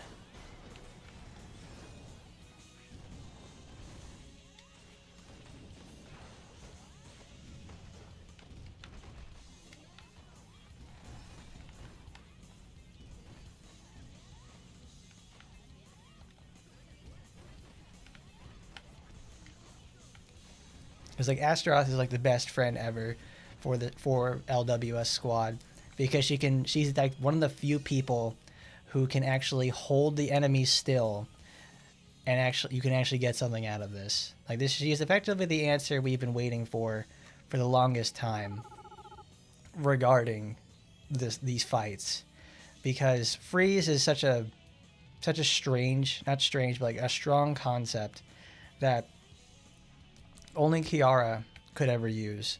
But now it's like we have this, and we have a character that can spam freeze all day, every day, and complete unmitigated AoE. Which, when you think about it, is just unparalleled, to say the least.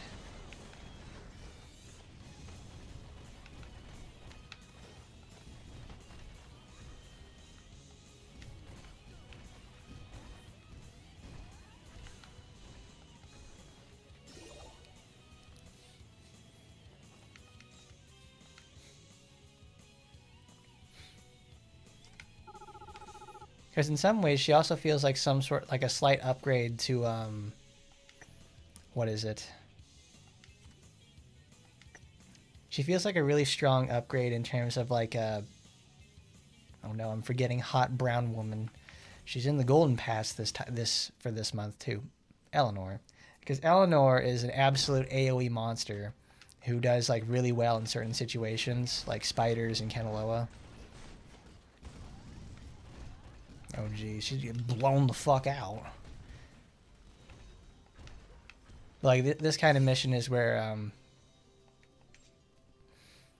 Ragnarok shines, because she's just like, because if you're able to combine the powers of something like that together, where you have like, say we go to spiders and I want the enemy to hold still so that Spinel won't miss, because I usually like, oh, if I'm gonna do that, I'm gonna keep I'm going to keep Icy Hot Mom in the front, and I'm going to take, like, I'm not going to use her, I'm going to use Spinel, or I'd use Phantasma or Eleanor for AoE clearing ability.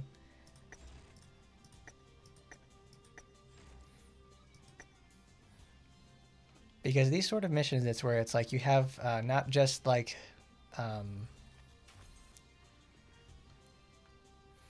it's not just like the fight itself, it's also thinking about contingencies. That's why I actually like fighting in VR, because it's there's stuff you have to think about with every week. It's not just like an immediate answer, because it's depending on your composition, there's things you have to account for. I mean, like any other game, you have to account for stuff like this so you can get the most out of your team. But I actually quite like VR a lot. That's just me, though. There's some other people, they see it as like a sort of, you know, whatchamacallit. It's effectively busy work in the greatest sense, and it is. It's very much a treadmill. But it's like, when you think about it, what are they called? Traditionalist MMOs like World of Warcraft and Final Fantasy XIV are a subscription-based model. They have, you know, they give you like a ton of like treadmill stuff to do to remind you that you are, to give you something to work for, and also make you feel like you're not wasting your time. Because that's something I've realized as time has went on. It's like people like doing stuff or having goals to reach towards in their games.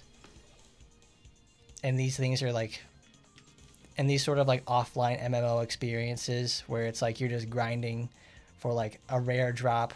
Well, you don't exactly have the rare drop in these type of games. Like you don't have like a rare drop situation in these games where it's like you have a 0.001 chance to get like, what's her face? To get Ragnarok's gotcha weapon. No, you have like an extremely low % chance to get something like, I don't know, to get an upgrade material that you can get many times over for less work. A Game of Thrones MMO yet? I don't know anything about Game of Thrones for the most part. The thing is, it's like when Game of Thrones Fever was out, I had the book, and that was when I was in high school. And if you can believe it, that was literally 10 years ago this week. So, and I've never read any more of that book besides like the initial area, because I was not into that. It was like not happening.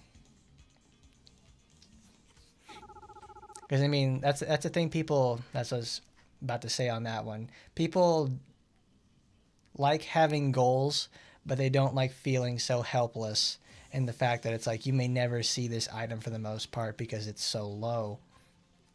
The chase is there though for people who want it. These sort of games exist because now you can just like you take the actual physical labor out of something to grind for, and now you turn it into like a slot machine, which is less physically intensive in terms of like doing something and more of just like a waiting game and about averages.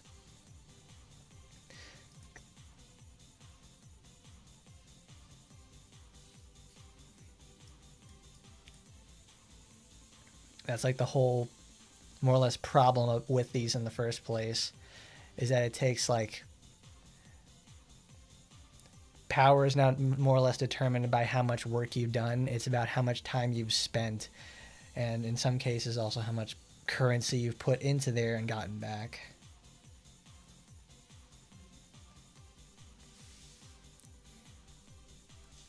Well, also the sense it's like Ingrid would wear one unless if she was told to by Mr. Black. That's effectively how she gets put in all of her funny outfits in the first place. Like RPGX bunny suit. That was requested by her to do that. And Corporate Warrior, oh you bet. That's another case of that one in the first place. Alright, good. We managed to clear out VR for the week. I mean, this also goes to show just like I haven't bought very much stuff in the first place. Let's pick these up because we'll need that for this week. Like I said, at 291,000, and even then, that's not even a crazy number for the most part, because like you can get 35,000 a week.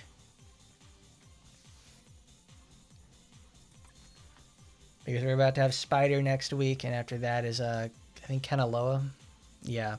So it's like easy weeks coming up there. That's 70,000.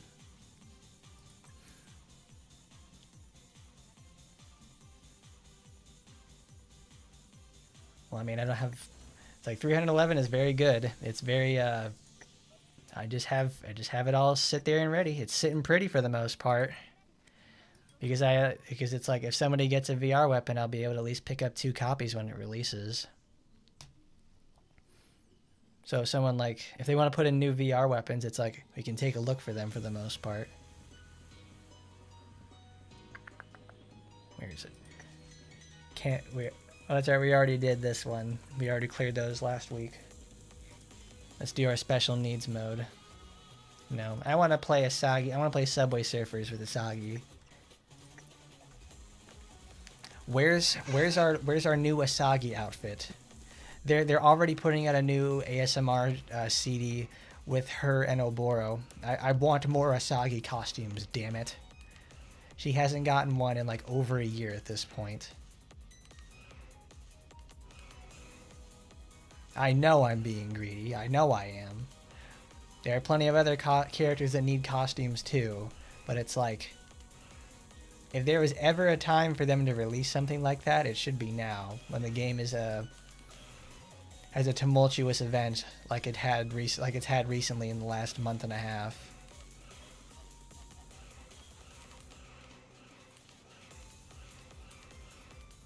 Where's Christmas Dancer Asagi?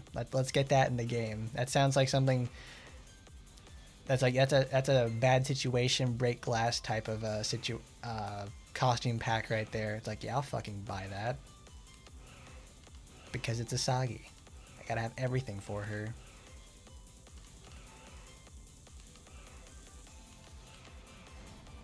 Oh, close quarters combat Asagi. Where she's got the super high leg leotard and kind of looks dumb with her face, but you obviously know that woman can split you in half with just her bare hands.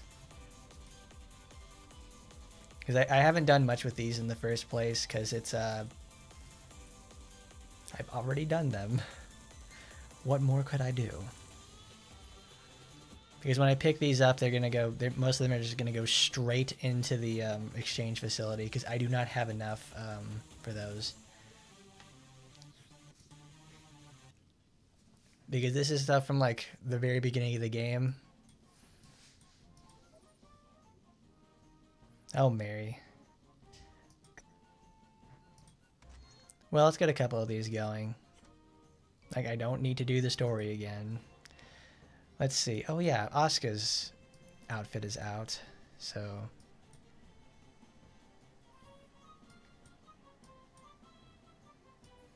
Asuka, where are you? Where are you, my hot robot? Not that hot robot. There she is. Ironclad Red Fox. She's way too fucking smug. How could they make her so smug? Mistress of Darkness. Oh yeah, that's right. I made this purple because it made her hair look. It just makes her, all the metal textures on her totally pop. I wish you could change the colors for her hair.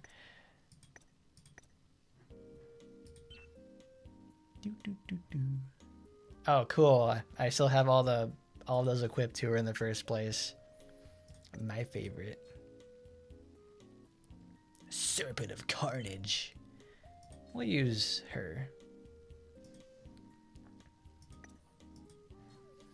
Asuka doesn't get enough love. Well, actually, she does, because I think, what is it? As of late, in RPGX, Asuka and Torajiro. That's perfect. This is a perfect setup. Torajiro gets she got a new calendar for the most part drawn in RPGX, and Asuka gets a new supporter. I think it's a wedding dress one as well.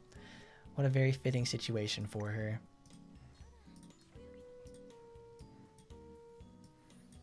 Where's my crit cat? There we go. Mock Impact, kill all the missiles, and Spinel Blast.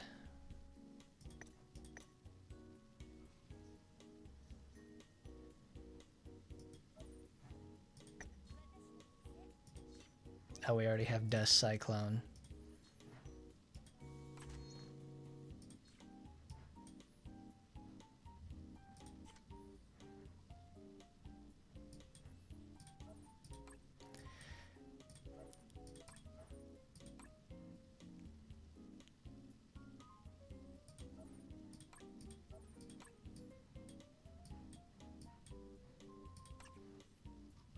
Hooray!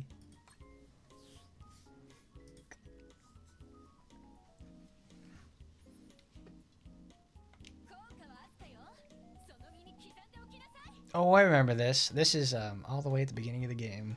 This is an area they never use anymore, because it's like the basin area. Like that leads into the like a drive back area. Because this looks like the place where they get the deliveries for them. Someone want? Yeah, that's me. That's me. I give me the pregnant skins, please. Someone mentioning pregnant skins, it's me. It's literally always me. We need pregnant Asagi in the game. We need pregnant Felicia. We need pregnant Asuka. We need pregnant Shiranui. We need everybody pregnant. We need everyone a pregnant variant.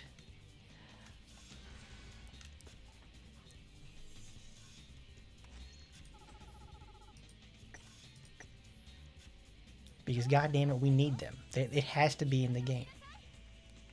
So what other RPGX skins would you guys like to see in the game? At least imported in some way. Because obviously they put in, what is it? Micah. I'm forgetting her name right now because it's like, it's either S or M. One of them works. Because they both actually embody those. It's like Micah. Micah has that in the first place. Because they obviously integrated Micah's RPGX future outfit. So it's like, what's stopping them from putting in Ascended Asuka in there, where she gets the white outfit and has like the really crappy looking boobs. But she gets like the red blades and everything.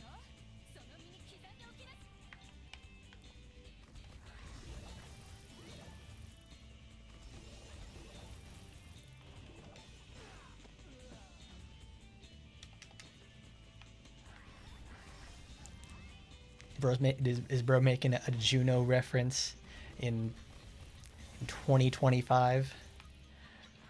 I have not thought about that movie since it came out, because it's when I saw it, it's like it deals with like teen pregnancy and stuff like that, and I remember hearing all about that when I was like in elementary school and middle school, and I'm like, what a very odd situation.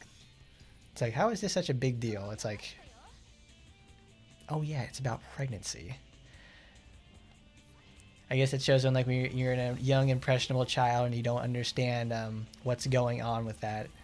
I got Michael Cera, who knocks up like what is it, like Ellen Page, and it's like, congratulations, now you're gonna be a dad and you have to live with that sort of stuff, and it lives out the stigma of I think like teen pregnancy, but it's in a more humorous way, and instead of the stark reality that it is.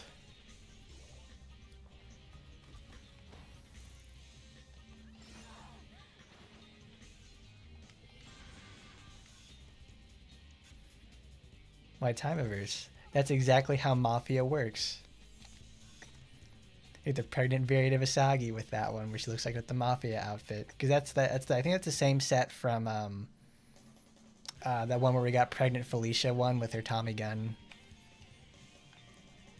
What a very weird event that was.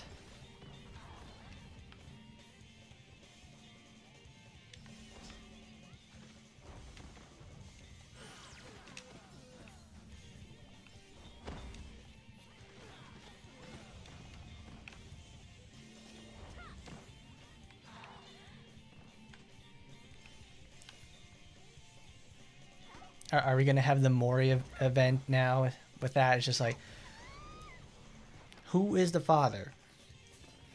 Who is going to be the baby daddy to Asagi's little bundle of joy that she's got over there?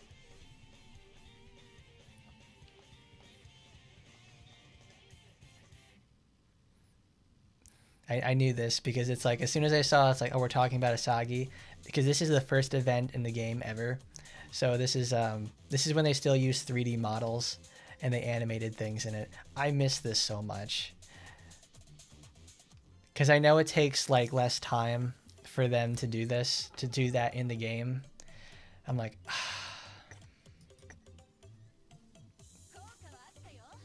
like, I like that. I really do. Because it let the characters be more expressive. Because they only draw one expression for the supporter faces and everything like that, and that's what they use as talking materials inside a modern supporter event.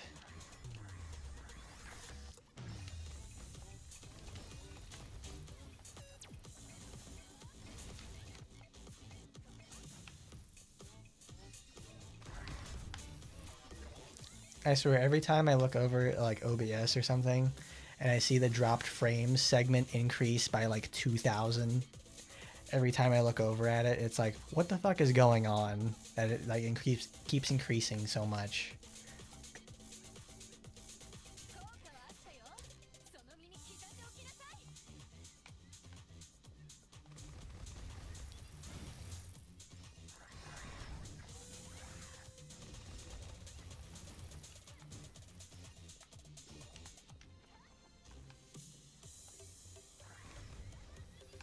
Because it's like, I think I looked this up once, is the fact that it's like Gremory is like in the studio itself in Korea, because you can look up like I think the business tenants of like certain buildings, and they found out where the Gremory game studio is in Korea, and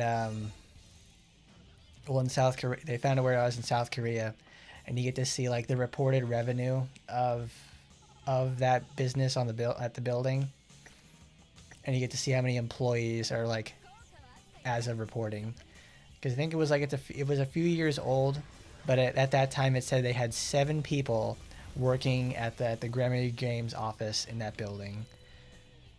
So when everybody makes the joke, it's like, oh, the janitor is the HR manager, is the HR manager is also the janitor and the quality assurance group. They are not joking. There's 7 people there. I wonder if they actually have like health benefits at that point. Is it just small company? Probably the parent company would adjust something like that.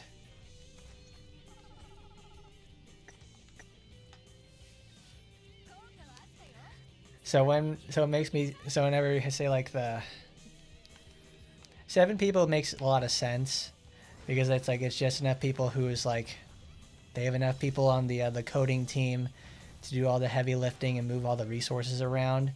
They have some writing staff. Well, it's also more or less like they have like 1 or 2 people writing, and they also have to like code the event too. They don't even have like an unpaid intern. It's just like they could not afford to have someone like... No, they would probably have like unpaid interns or something like that, but I don't think they would be able to even not house them, but like give them a workspace. They'd effectively be working out of a not just a closet, but it's like under a person's desk or something.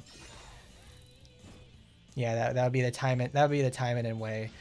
You have an intern trying to work their way up, but they gotta work under a desk, you know, in order to get anywhere in that kind of business. That would be a really good that would be a good stream to do, actually, where we go watch all 2 or 3 videos on the RPG on the unpaid salary, it's a overworked salaryman video about his time working at the Gremory. It's like either he worked with Gremory or he worked with Lilith. Either way, he worked in the Taimanin company, and he talks about his time inside of it. And it's like the best insight we've ever had about how the company works, and it is like the most damning piece of evidence ever. Infinite Brain is the head. It is the company that's like over everything else. Like Lilith is the adult side of the company, and Gremory is the safe for work side of the business. So if you're ever going to want to complain about stuff, don't go to Lilith, you go to Infinite Brain. They are the ones who say yes to these sort of decisions. Why is the camera chopping up? Like, what is this? Can it really not handle Asuka attacking on a plane? That makes a lot of sense, actually. Because like if she's going downward, that's fine. But no, this, yeah, that makes sense, because she can't. She moves forward with every attack, but she's on an angled surface, so it doesn't work. That's probably why they don't have a lot of angled surface fights in the first place, because it keeps fucking up their animations. Because like if you're on the side, you're on like that. But if the moment you go on a plane that goes sloped upward, it causes animations not to work. That's why all of our fights are on a flat 180 degree surface.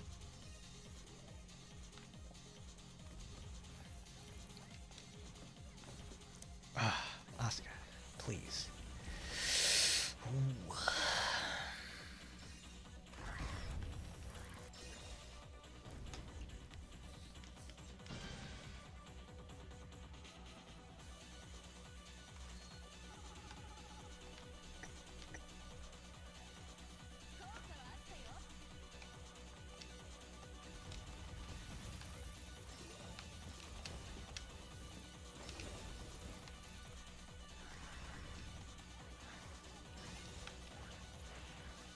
Boy, if there's anybody who could use that cooldown reduction supporter, it's anybody who has like a base 14 or 15 cooldown skill.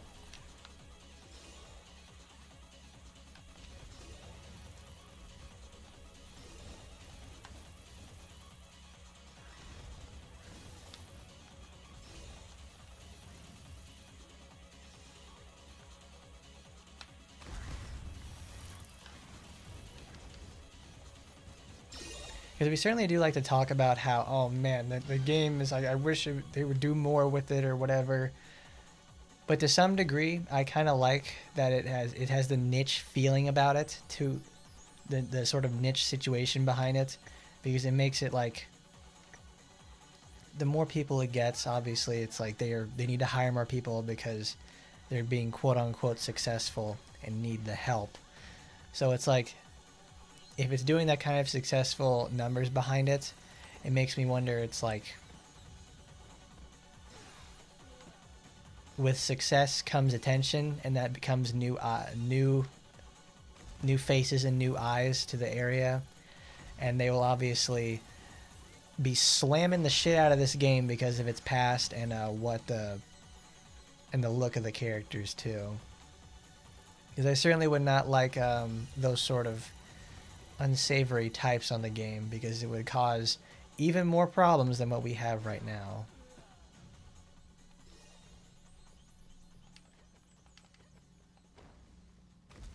You've been working on Lena? You good? That's my man right there. Look at that. You slaughter Rama? That's my dude. Actual Lena gamers out here, they deserve all the love and praise. People say they don't exist, but they do. They are real people. They 100% exist, and they work very hard to make sure that Lena isn't an actual total piece of crap to use. She's such a really fun character too. Not only does she have like a very fun personality and is actually really fun to play, it's like they were cooking with her, to say the least. She gets better obviously with the butterfly weapon, because it makes such an immense difference with her. But it's like, man, can't get enough of that stuff. It's so good. Because every time that I use her, it's like, I know I'll be able to clear a mission with her at least. Obviously, she does have her shortcomings, but it's like, I don't like it when characters don't have a shortcoming with them. Like, there's something you have to overcome with them, or learn how to use properly so you can get the most out of it. Because it's like, I certainly do, like, I do appreciate Ragnarok. I like the way she looks and the way, to some degree, that she plays. But like, she has an answer to everything. And she's like, when Rin released, and it's like, obviously Rin at this point has now been crept. I didn't think I'd ever say that in my life, but well, here we are. Because it's like, Ragnarok has pure AoE coverage, and she can also do single target as well. She's like the best of both worlds in everything that you would want. Which is kind of annoying, to say the least. It's like, you didn't learn anything. You just learned how to press the button at the right time. Well, yeah, you learn how to press the button at the right time, but now you miss out on all like the neutral game, to say the least.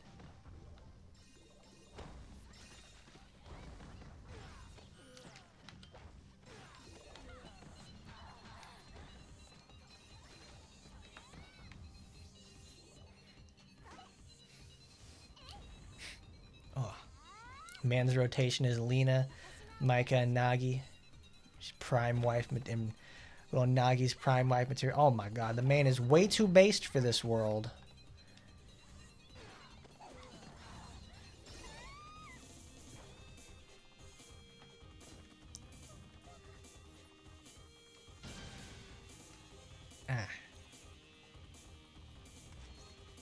I'm surprised that, because like everybody uses red Lena because it has like the big healing properties, and it has the multi-hit attack inside it.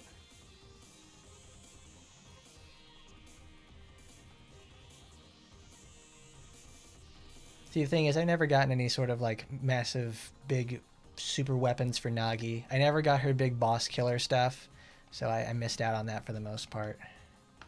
Green Lena? Oh my god, this man is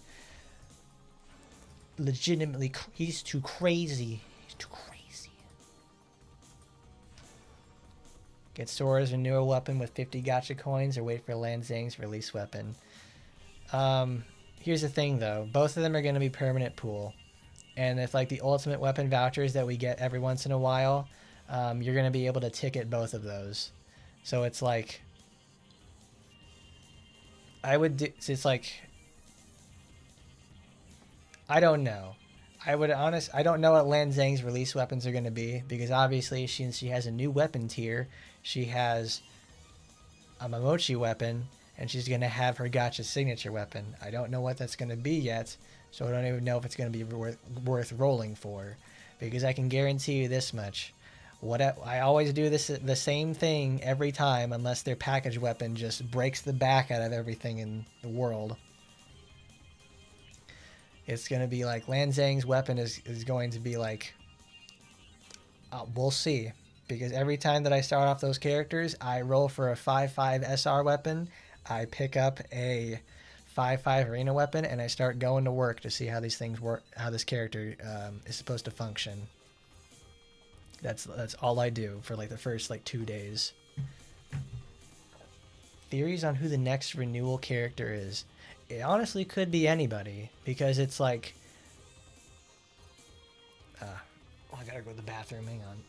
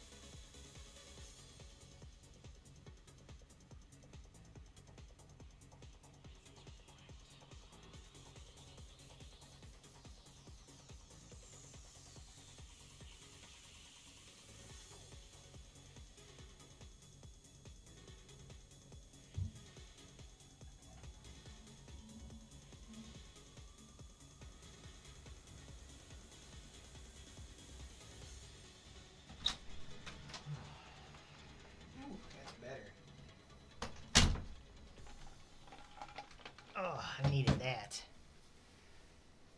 Let's see. Well, it gave me a good time to see what sort of renewal characters we could actually look out for. So, when I was over there manning the can, to say the least, who could ever get a renewal for the most part? Because they certainly went straight to Sora. She obviously needed hers in the first place, and they had been building up for hers for the most part as well. So then the question raises is like, all right, so maybe Rin could get hers. That would certainly be nice to see. Rin could get hers. I want to say, who is it? Who's Felicia? Felicia could certainly deserve to get one. She'd really like that. I mean, also that year they managed to get what is it? We got. Since we're at that point of the lifetime in terms of characters, we had I want to say, can't remember her name. Wait, let's see. Actually, we can check this number. So let's see who's gotten theirs all done first. Theirs is done. Done. Done at what cost? Certainly done. Ingrid obviously got hers done. Noah's had hers done. That's for sure. That and Micah. So the last couple of people left from that year of releases would certainly have to be Felicia, Rin, and Rose at that cost, to say the least, and Nagi, because at the very end of that year she released in December. So I'd honestly consider her part of that that New Year set of 6 characters. But I would say honestly they could probably put someone like Rin for their renewal, because she's always a big hot sell character.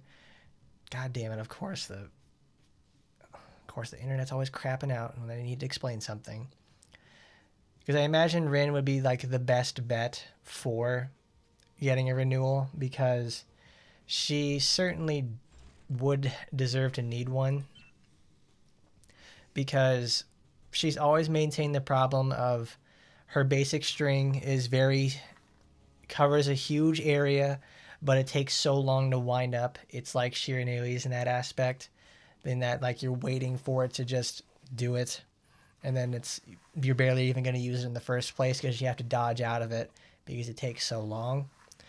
Most of her stuff could do with the visual, like she doesn't really necessarily need like a super visual upgrade. Certain things could be polished up, like in terms of skills. Like, they're never going to get rid of these. These are unfortunate because they suck ass.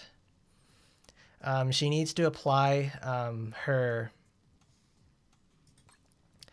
passive should apply electrocution on a % chance on every hit, because make it work like Micah's passive, because electrocution applied like that would be really nice. Or even then they probably, because like she already has a unique debuff, so let's play into it more. Because this is a character I would like to see improve just a little bit. They don't even have to make like major tweaks or reworks. They just have to just make it like play into her electricity stuff more often, and I guess improve like her basic string could just like be a touch faster, because like when you use like her speed boosting stuff, like her speed boost SR, the SR weapon for those, that works. That's the speed that it should be at least a little bit. I don't play her as much as I should, but that's always what I felt that she's needed in the first place, because she, just like Nagi, is one of those like fundamentally perfect characters where minimal changes only need to be made. It'll be mostly visual.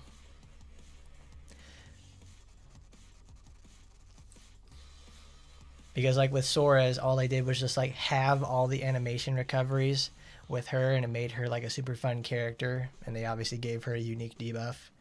So play into Rin's unique debuff and like, I don't know, do something with that.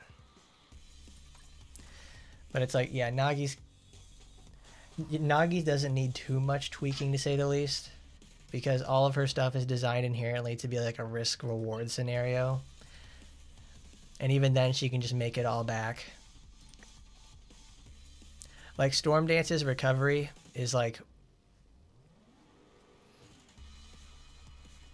it's a good skill. It obviously is the HP recovery is built into the skill, which makes it really, really nice. And then she also has the option of going ranged or melee stuff.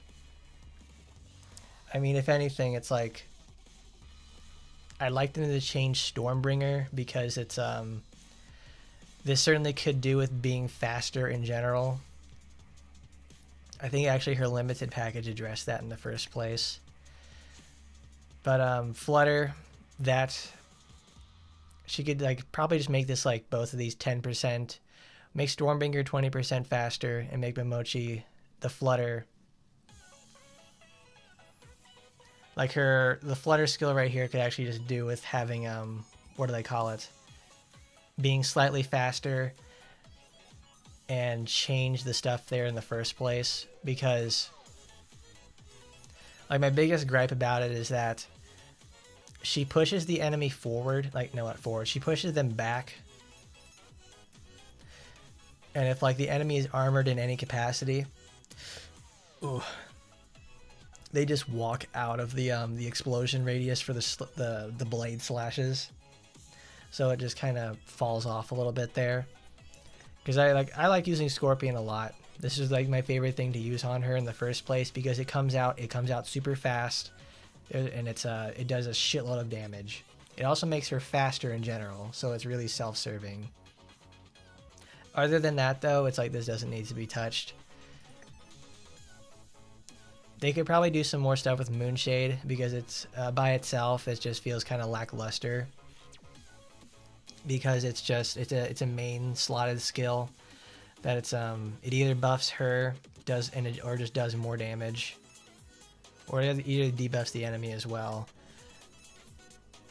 Because it applies because like look at this, it applies a perpetual attack up or speed down. So it's like she's not exactly our debuffing type. We can have other people apply those in the first place and do a much better job. Like she's typically a person's main DPS, because it's like another healing skill would be nice, but it's like, you know, not keel over with it when you're not paying attention. I mean, Storm Dance in general is just like a really, really strong healing tool, because it does really high damage in the first place. Because then you have like a defense boost, a damage boost, or attack range. And even then, it's like she has so many modifiers behind her in the first place that this skill, not only does it hit multiple times, they hit hard and hit each and every single time as well. Like, my goodness, I never find myself not topped up for HP, because the only time that this skill would mess up is since it's a normal hold input. She would just miss if you're just too close, or the enemy's just right outside of the range, because it's your finisher skill. But it's not like a finisher in the sense of like, not flame. Does she have one of those? I don't think she does, because Rin has the one with the warp finisher. Like, she has Wasp. Oh wow. Here's the thing, it's like people were at one time were talking about like poison damage boosting characters. And it's like, we only have like, what, 2 people that have poison damage that we can think of. Fucking Nagi over here is like the 3rd poison skill user, but nobody ever uses Wasp for its poison damage. You use it for the groggy or the damage boost. What a very weird situation. But she doesn't really need anything to do that.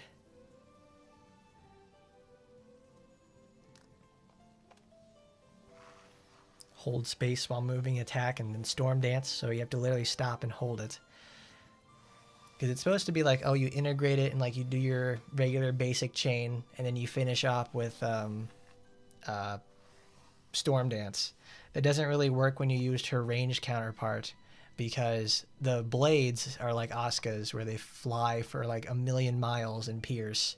So it's like you will never ever have to use you shouldn't have to use Storm Dance, but like if you do have it equipped, you just actually, it's an active detriment to you because it makes you a sitting duck.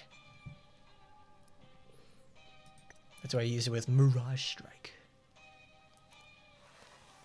Yeah, it's gonna be mostly cosmetic to something like that, because it's like because her and Rin are like both mechanically perfect. They just have like, they're probably gonna get like very slight tweaks to their skills. Like they're probably gonna like change some of the skill effects of like Wasp. If they were to do one, they change around Wasp, Stormbringer, Flutter. Maybe they would do something with Flame. Moonshade may see something, but they probably mostly touch Stormbringer, Flutter, Centipede, Wasp, Moonshade, maybe even Flame. And even then, they would just be like very small tweaks in general. Nothing like too crazy. Because even though these characters are released like 3 years ago, they're still really, really solid. It's like an Astaroth situation where they barely ever changed any of her skills in the first place. They just made her skills better with like one weapon, and that's it. Because like at the core, they're very strong characters.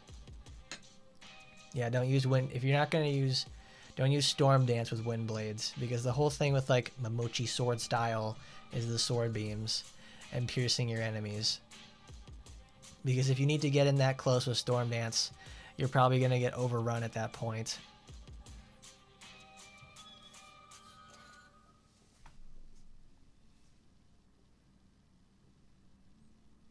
Mirage Strike. Well, I mean, even though it's like Nagi's damage, that's also the thing with like Nagi herself, is that for the longest time it went Asagi with the highest base stat total, and then it became Nagi with the highest base stat total. Because it's like, normally for the most part, she's like an absolute powerhouse in terms of damage.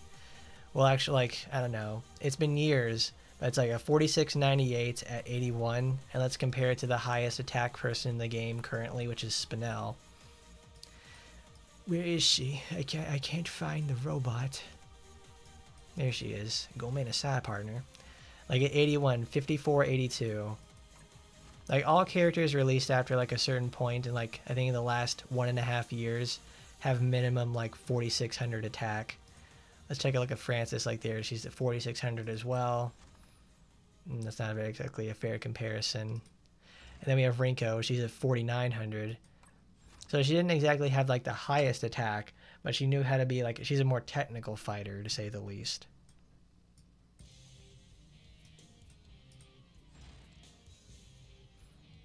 Because this is actually even boosted with stats training and everything like that, so it was even lower beforehand. Well, that's the thing though, like, are you talking about like her limited support, that one in green, or the one in red? Because Nagi can't actually use that supporter in the first place, because she's a cis type, she's green, and her signature supporter, that one that she gets from regular gacha, requires the character to be red, because it works on everybody else but her. Because this is actually a very solid supporter for like if you don't have anything else like you want to use or something. Fucking tired of these stupid ass lag spikes.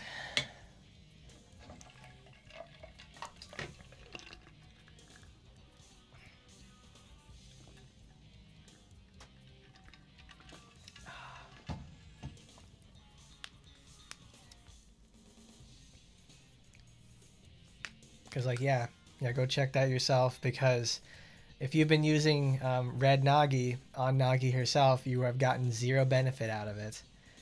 There's no reason for you to do it, because if you just put it on there, all you're getting is just the stat boost. You're not getting anything about the suppressed type boosts at all. If you're using the green Nagi, though, and I actually think that it is red too.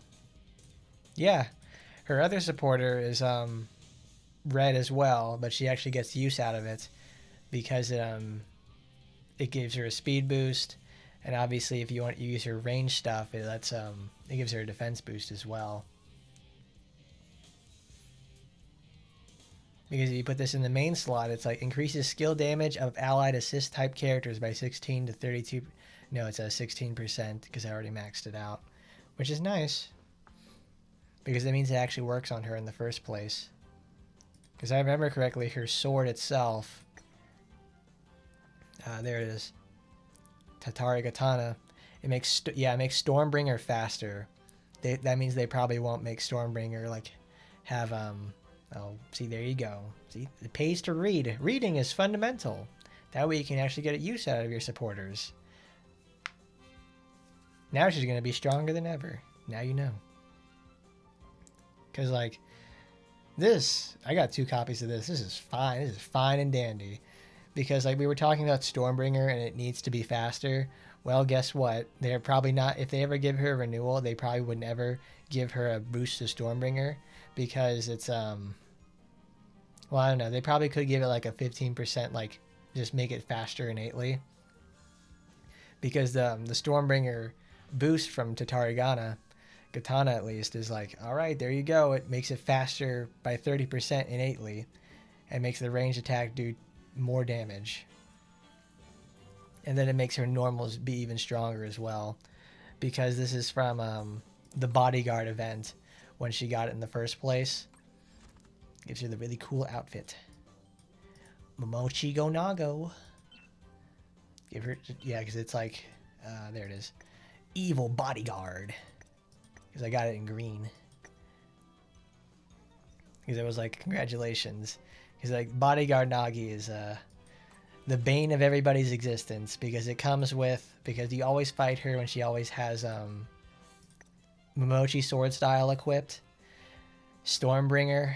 And Flutter as well. So if you get close to her, she'll armor through your attacks and blow you up, or she'll jump in the air and dunk on you from that part. And even then, if you try to get away from her, she'll just shoot you in the back with her piercing sword blades. When they say she's a perfect character, they really meant it. So yeah, these Rin or Nagi would be mostly cosmetic. Felicia would be almost like a downright rework situation, because like she certainly would need it, to say the least. Because our Blue Archive reject over here certainly has fallen off in the last few years, to say the least. Because it's like, I really like Felicia. She's a fun character, and she's also like thematically interesting, to say the least. But she doesn't get the love that she really deserves.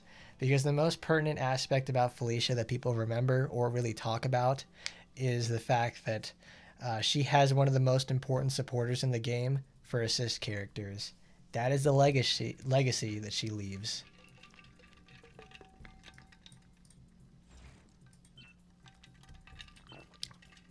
Because, what is it? Before we got Lapis, she was the only healer that we had, and even then she was like very finicky to use. She is a character that certainly could do with like a pretty lengthy rework, a la Tokiko, because Tokiko's one changed her from being like cumbersome to use and not very fun to being a mainstay of people who want to do like big critical builds and be very quick. Vampiric Zone needs to, one, apply not from the location of where the thing happened, but from her person itself. It's very easy for her to just, if she dodges a bullet and the Vampiric Zone applies from where she did the dodge, Felicia will be somewhere else, and the boss will be a completely missed. Like if they're a big enemy, it'll work because it's like they're big and like you can surround them and she won't be able to miss them. Felicia is also like one of those very dexterous dex-based characters who is like all about flashiness and stuff like that. So she gets interrupted in every way, shape, or form. I kind of wish like, all right, if she activates a vampiric zone, she gets super armor or something. She needs her cooldowns adjusted too because a lot of them are extremely long. So you're just kind of left out waiting for the most part. And I really don't like that. Because that's where her strength lies in the fact that, okay, she gets blood marks and applies it everywhere. She should really just have a passive where that modifies blood marks, like the length of them or something, to just like make them a bit different. Because Vampiric Zone is an idea that's also applied on Foxy Grandma, because she has that sort of ability to apply to the rest of the team, but it's a field that's applied to herself and her person. So when she moves towards her teammates, they receive healing as well from damage dealt. It's like the more improved version of Felicia's attacks. Because Miss Felicia as well also has like extremely great like crowd control features. Like Slaying Spree is very underrated in the fact that it's like it gets her in the air, jumps her backwards, and throws a ranged attack that she slows people down with. Because like with just a one set, she just applies a 30% slow for 15 seconds. You can apply this perpetually to like other bosses and stuff, but it lasts so long, but it takes forever to cool down and everything. Like she's never been exactly a massive, like super hardcore damage dealing character outside of Orochimaru, because this is the attack that like everybody has always talked about for the longest time. Like it's like, oh my god, I did 50 million damage with Orochimaru, because it has such a high critical modifier, makes an enemy slower, and it has like a huge AoE power too. But it's like she doesn't really does she have defense down? I don't remember if she does or not. Like she has slows and everything like that. Sanguine Smash, there you go. Like the blue, like green has a defense down, and it's like you have to get hurt. Let's see. Shadow Track, defense up, restore HP. Because like with Orochimaru, you had to apply like several forms of defense down with her, at least in some other way, so she could just like come in there and just rip the head off of whatever she fought.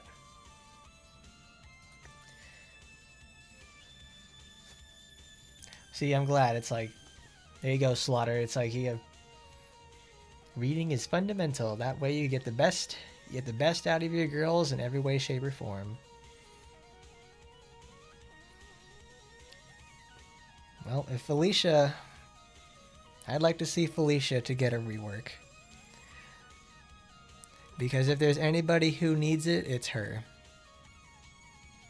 Well, Francis needs it more than you would think, but it's like they're nowhere near getting close to touching that sort of character.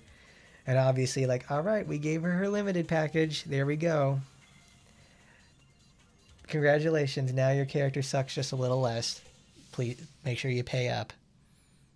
Because it's always too hard, apparently, to make a good character from the get-go. But enough of that.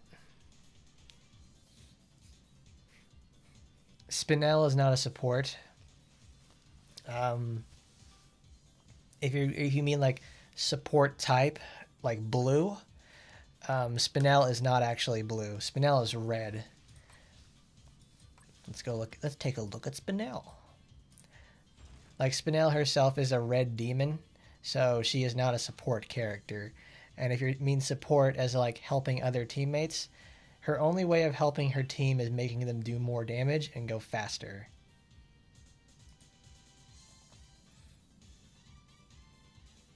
Yeah, so it's like if it's support blue, it's like Spinel doesn't do that. Suppress is red. Because Spinel is designed inherently to do as much damage as possible. That is very... But if you're looking for that, it's like, yeah, she is like absolute... She is brute force personified. It's like just about every single, like her blue and green builds are what everybody typically likes to run on her, and her red is more or less for like arena, because that allows her to like apply groggy, stun people, stuff like that. Because people use like her blue because it has so many forms of like damage up and everything like that. She's just designed inherently to hit as hard as possible.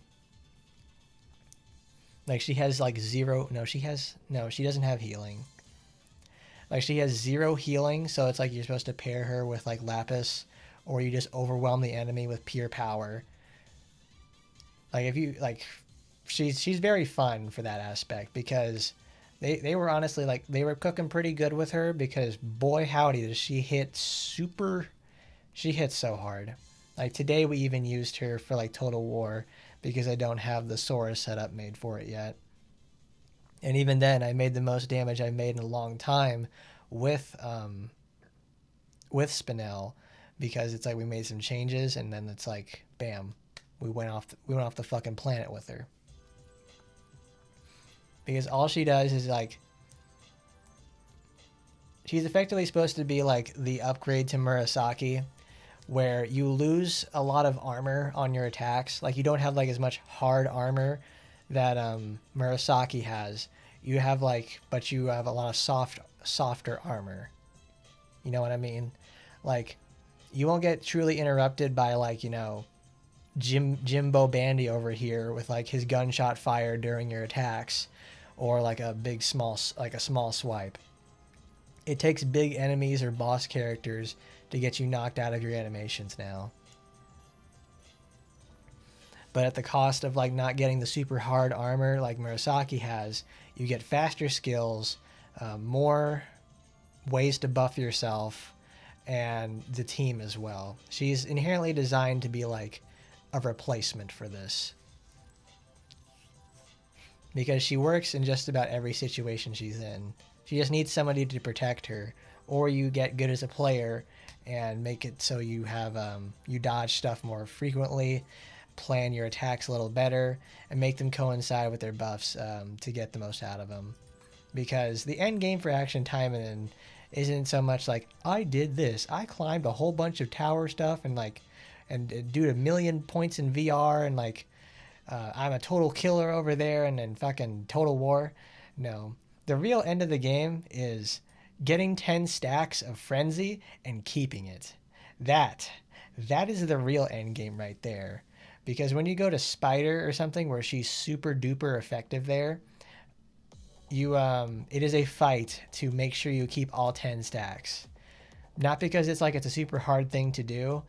It's because you have to get through like each wave, and there's like 2 or 3 seconds of downtime between each wave, and it's like, the game for me at least is, I will win the fight. I know I will. But I want to see how long I can keep it up at 10 stacks. Because that's fun for me. Because they have a weapon that like plays exactly into how people have been playing her since her release, which is Demonic Arm Detonate, which is blue. And it's like the thing to go for her on it. It's the reason why I want like sticking with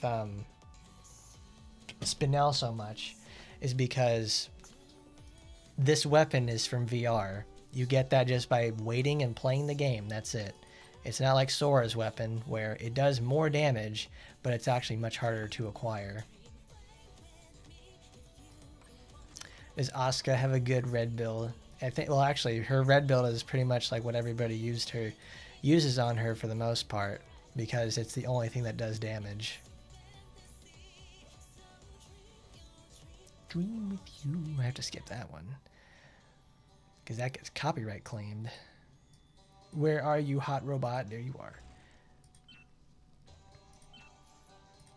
So Asuka typically is this is a critical, yeah, this is Rending Storm is weird to say the least.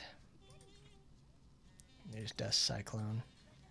Because Rending Storm is if you want to use this specifically, people like using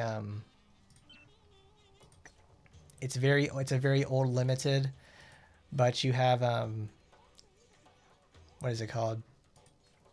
Clear Wing Blade. It's a 40% chance to use Rending Storm by using particles, and when you dodge, it leaves a Wind Blade behind that deals damage. That part doesn't matter. It's that you have a chance to reuse Rending Storm by using, I think, like 20% particles, which is a pretty cool thing to do. But since that's Rending Storm is her damage dealing skill, because it has like the damage modifier with that.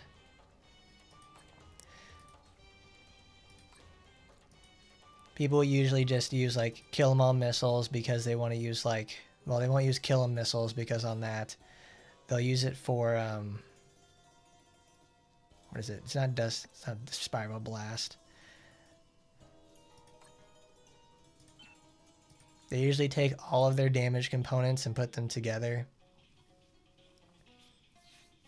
because Asuka herself is not exactly the strongest. So depending on where you go, well, I mean, like most of Asuka's damage comes from skills. So you go like, you put something like Fumi Yukina on there, you'd get, what is this considered as?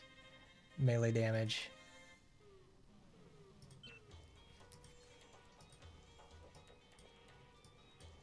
Because it's the only color really worth running.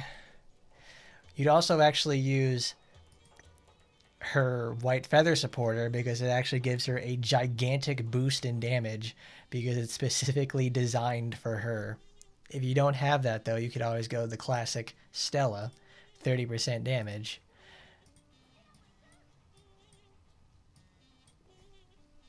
And then we could have, she doesn't have we don't have the machine boost in here. We don't have that.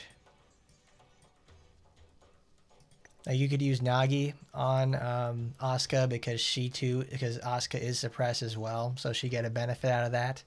See, there you go. It doesn't work on regular Nagi, but it does work on Asuka. That's good.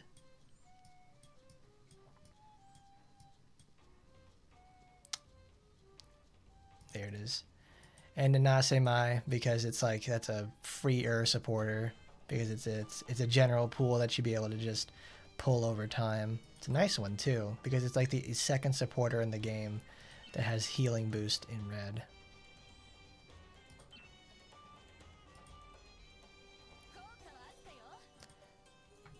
Now we need to retreat for that one, because we don't need Kill 'em all missiles because that's knockback.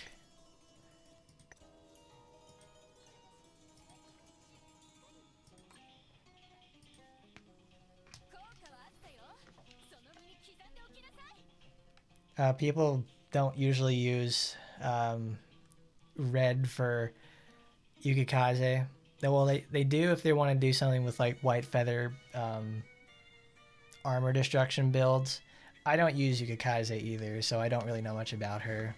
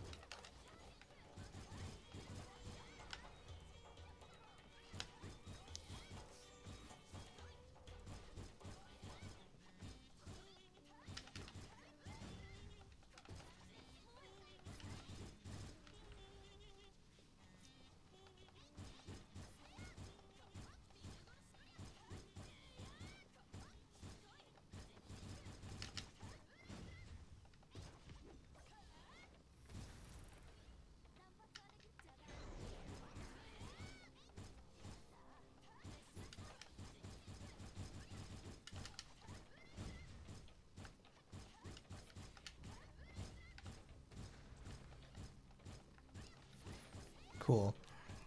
Now you can actually see like when you get the Rending Storm proc to reuse it, because it's like it doesn't like reuse it immediately.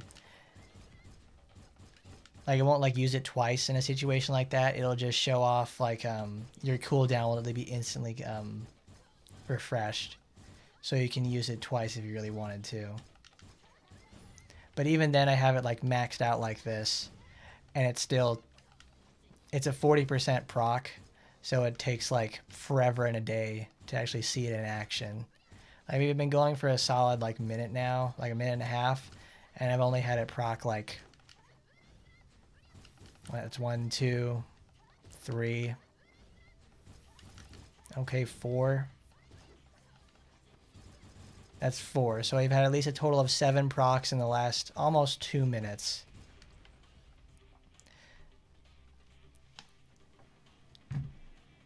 But that's with the funny weapon itself.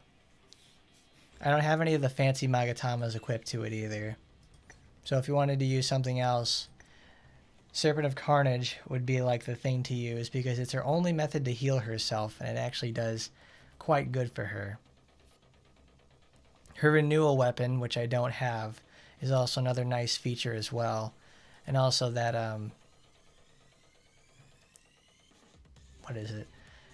Asuka also has like forms of critical rate boosting, at least in red, so she actually gets good use out of Shisivui. Not to mention, like, she has a speed booster as well. Those are always welcome on her.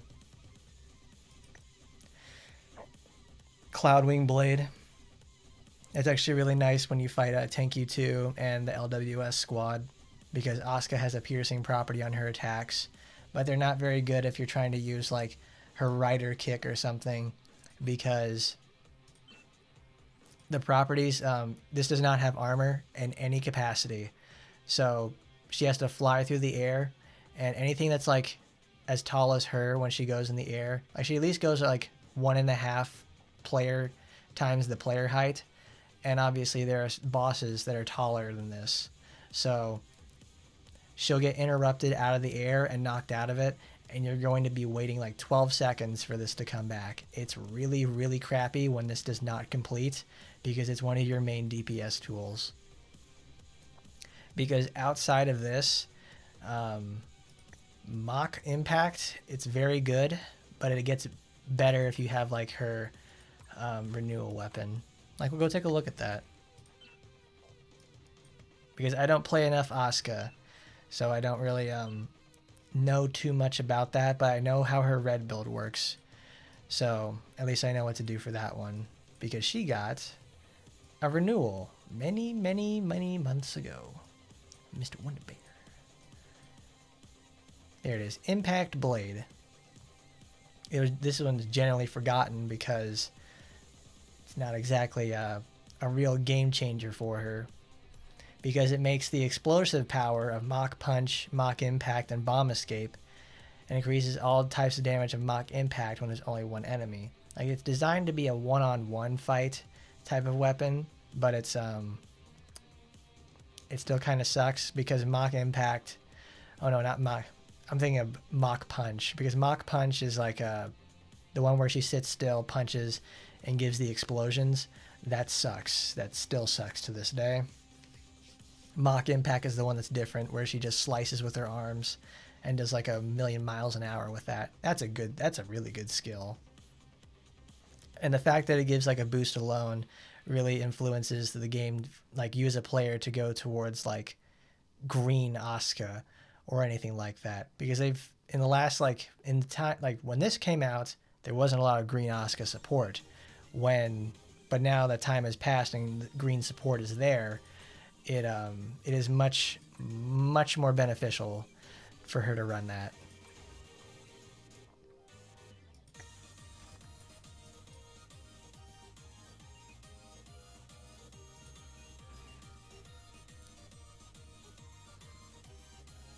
Yeah, I really can't give anything on Yukikaze, because it's like, I always run her with green, because Ryan is the only way that she heals, and this skill is kind of crap. It's really, really ass to use, because you have to knock somebody in the air, and the tracking needs to apply itself, because there are 2 iterations of this skill. On release, you were to knock an enemy in the air, and then she would go into like her turret pose like this, and you'd be able to target the enemy and like manually move your controller around to shoot them in the air. That obviously is very cumbersome and annoying to use, So they changed it to where it's like she's fixed in an angle and she will just shoot the enemy there. Like, let's equip some gear to her.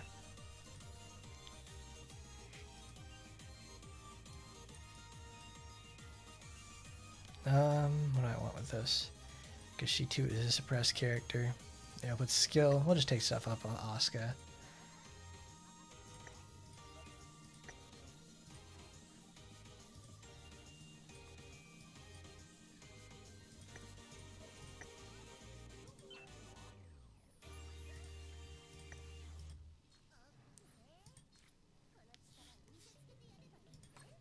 Charge, frequency.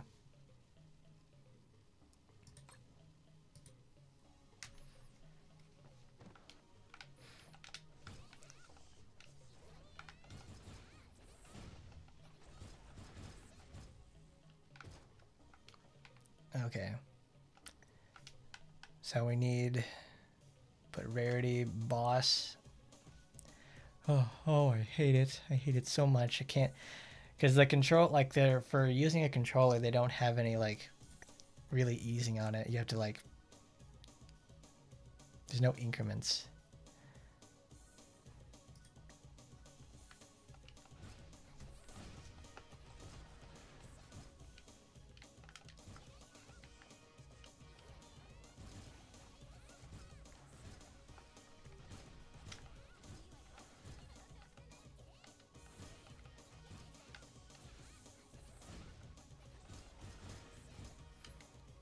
Because that's the thing about the skill, is that like you use it,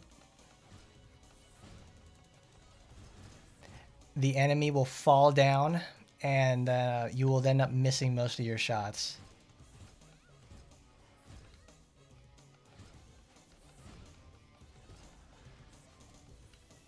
Like, thankfully the hitbox for these is like pretty gigantic.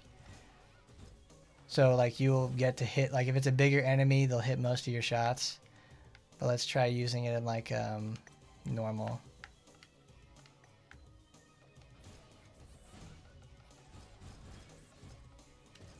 They just stay up in the air longer because they're small enemies. Big enemies just tend to fall straight down, which is annoying to say the least. It's not a good skill. It's just like, it only really works on like super huge enemies, like you would with Tenkyu 2, Kanaloa. Spider actually gets a lot of use out of this because Spider cannot get knocked into the air, but you can use like all the shots to hit her at the same time with this. It doesn't hit enough times.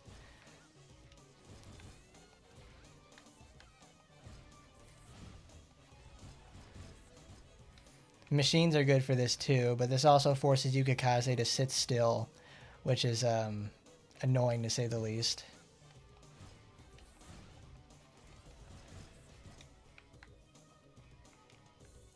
So I guess you could really say it's like Giant Slayer Yukikaze, because that seems like because it really feels like the best thing to use her for, because the other end of it is using her in green, which is with Ryan, where she goes in the air, spins around, and does a shitload of damage with it. Because even with like the critical damage modifier on top of it, you aren't exactly worried about that, because I think it has so many hits in the first place, you aren't exactly worried about missing. And also it heals by 2% of given damage and has a critical modifier behind it. If it had the 150 skill boost, it would probably be just like way too hot to handle. But most of our other skills just kind of suck. Like, you only really use, like, I use Horizon because it's a spammable skill. Use that or Spark. Spark's really nice. This one sucks. It's like, it does effectively what Raimei does, but you get to be held up in the air. Rakurai, that's good too.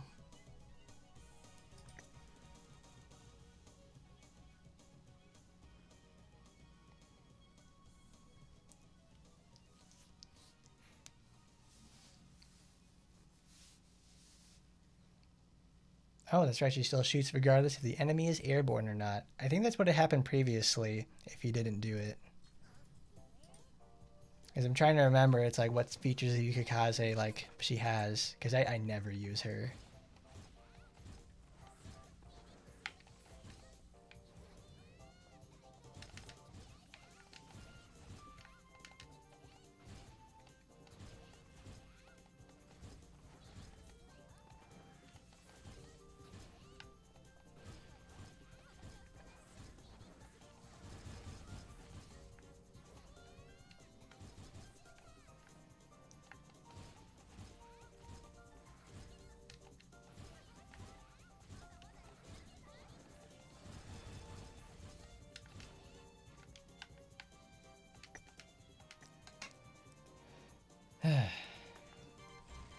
I don't like her as a character, and I don't like playing as her, so I don't really do anything with her for the most part. She still maintains that she has like one of the best weapons in the entire game, because it's specifically designed from like day one to destroy super armor, and because like she gets like the more super armor the enemy has, the more stacks that she'll be able to gain, and it's like, since this stacks up to 10 times, she gets a 120% boost to her stats. No, it's skill damage by 120%. And you'll be able to get this like lickety split all the time. It's like you'll be able to rack up the bonus pretty easily. It's pretty crazy, to say the least. It's really nice, and I wish Aina could make use of it so I could have a gunslinger character I actually like using. Well, that's Mirabelle now, but boy howdy does Yukikaze bunch of ass. Oh no, Avalon, we've just been hanging out here talking about characters and making some builds for them. Because we were talking about earlier about some stuff like, okay, who would get a renewal this year out of like the year 2, 3 characters? Personally, I think Felicia was the one who deserves it the most. Greek Fire is like a perfect example of being like a 1-5 wonder, because like even at the lowest skill level, it's still a 60% boost to skill damage.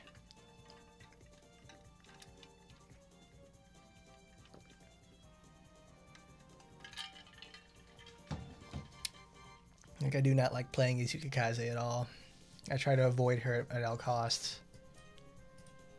Actually, let's unequip her gear so I don't forget where it's at. Like, I always keep her in like the ninja outfit we got like a couple of years ago, because it's the only outfit that I like seeing her with. That or the vampire outfit. That's about it. I want to check out the Sakura one though, because like that is real. Okay, when did she get a Secret Garden outfit? Because I don't pay attention to Sakura very much, so it's like it's news to me whenever she gets something.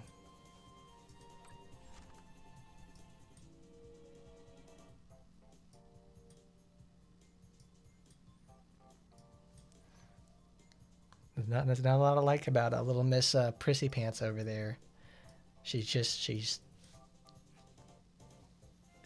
like one of those characters, like she's really good in the right hands, and she's also one of like the base default characters you can choose from.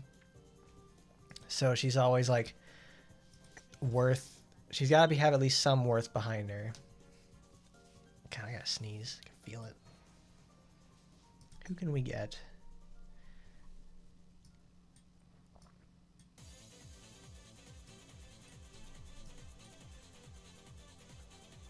Oh wow, it goes all the way up to those. That's actually kind of nuts. I know. We'll use... Do I have a pickup supporter? Yep, a super old one. I want to check that. Is my Yuri Hisui... Is she at 5'5"? I think she is. Because this is like... This is what we save our tickets for, boys. They introduce a stupid feature like this, it's like, alright. Let's use the tickets. Who can we use this to get to like the final hurdle? Good. Let's get Yuri Hisui to 5'5", because it just makes sense. They thought I was crazy for saving, but no, now I'm no longer crazy at all. It makes all kinds of sense in the world to save. Look at that. Boy, that's a lot of fucking stats. That's one more supporter at 5-5. We're almost there. We're getting that much closer to getting what is that called? The 125 supporters, so we can unlock the 3. It's like, baby, loving it.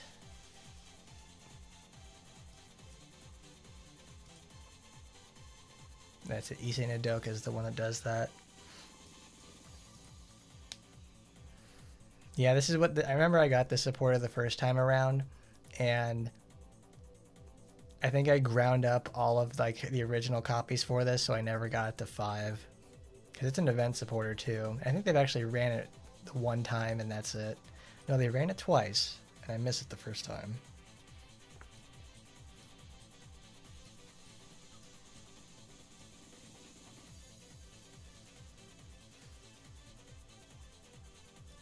Look at that, Avalon, the base god himself. It's like, man, he's merciless to that little bitch in the first place. Oh, cool. I forgot I had another copy of this I pulled for something like out of a UR ticket. Wow. It's happening, folks. We're getting closer and closer. I can almost taste it. Because then I have like these supporters that there's no way I can get more copies of them in the first place. Like I remember I got like Shadow Fairy Sakura out of like the exchange facility. I'm like, that's nice. That was helpful. But then I have a whole bunch of these like 1-5 stuff. I'm like, man, this sucks. Oh yeah, they reran Mob Boss Oboro, I think earlier this year.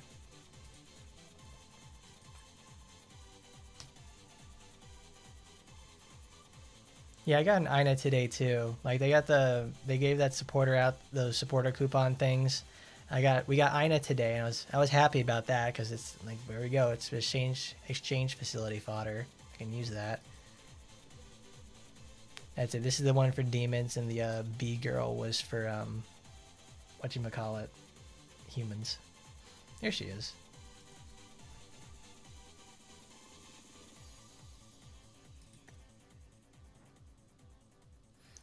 Everybody knows Big Butt B. Oh, I remember Hikage. She's part of the series of supporters that does weapon skill boosting. So you put her with like Hikage, Limited, Micah, and I think like one other supporter, and you get like instant particle charge speed and everything like that. It's really cool. Yeah, I'm never going to get me another copy of Icy Hot over here. We'll be able to 5-5 this Anrose, though. That'd be good. Because this was gotten through, like... Because, like, for years, the only way for you to get the supporter was through, like, the event. So... It's been, what, 3 years at this point? Almost 3? Because Anrose was the year 2 anniversary character. Saya's just regular gacha.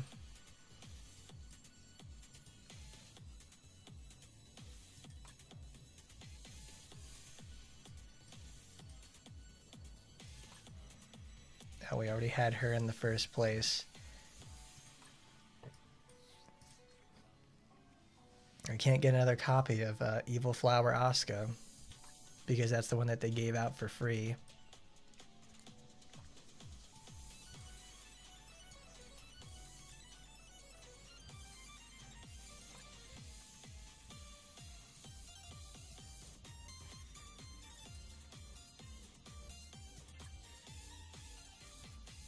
We're that much closer. I can feel it in my bones.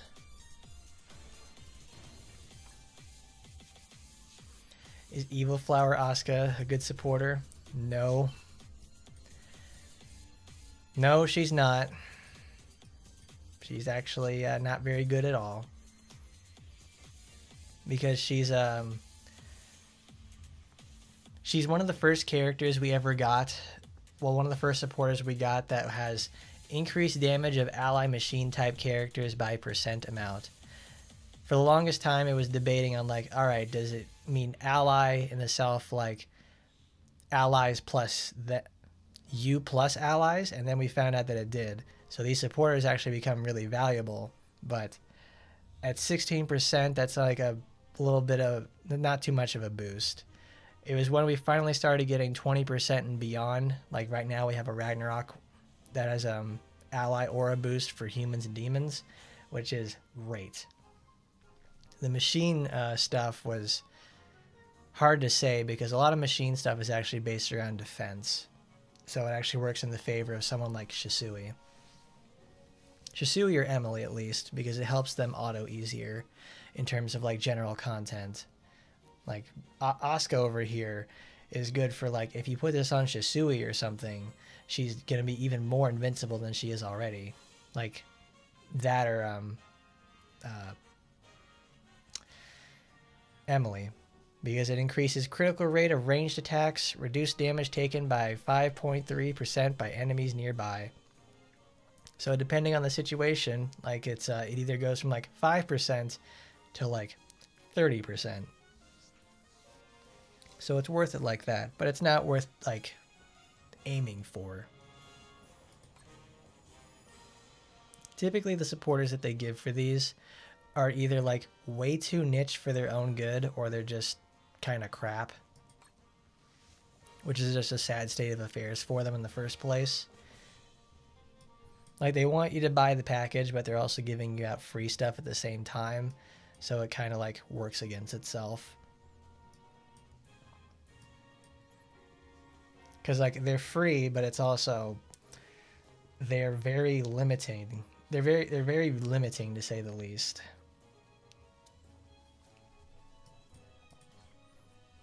Oh, I remember that, because this is another supporter that they gave out as well. Increases critical rate of ranged attacks, reduces critical rate of enemy attacks by 40%. So it has like a disarm bonus, it's got everything like that. It's like reduces critical rate of enemies and critical rate of ranged attacks. Like there's only one spot that it would work, and it's like the arena, and that's it. Even then it's just like, eh. Yeah, they're very pricey because it's like you get what? The costume and the weapon. No, it's like you get, whenever you buy those packages, you get the supporter, you get and you get the weapon. That's how you get the copies from 3.5 to 4.5. But even then, most of the time they're not worth it.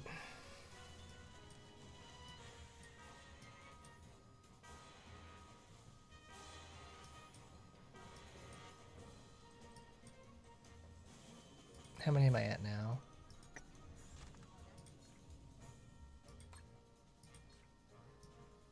All right, 114. I can feel it. We have 9 left.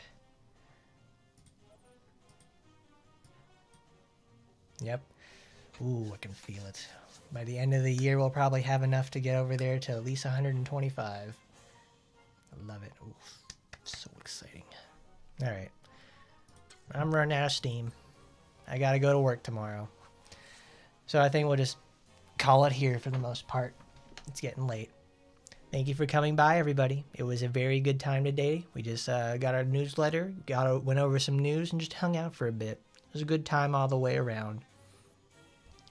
But to say the least, it's like next week. It's a big week to say the least. You know what it means. Next week's a character release. It's always what we're looking forward to, because it's apparently that's the content we're out here looking for. So thank you for stopping by, everybody. Don't forget to like, comment, rate, favorite, and subscribe. And as always,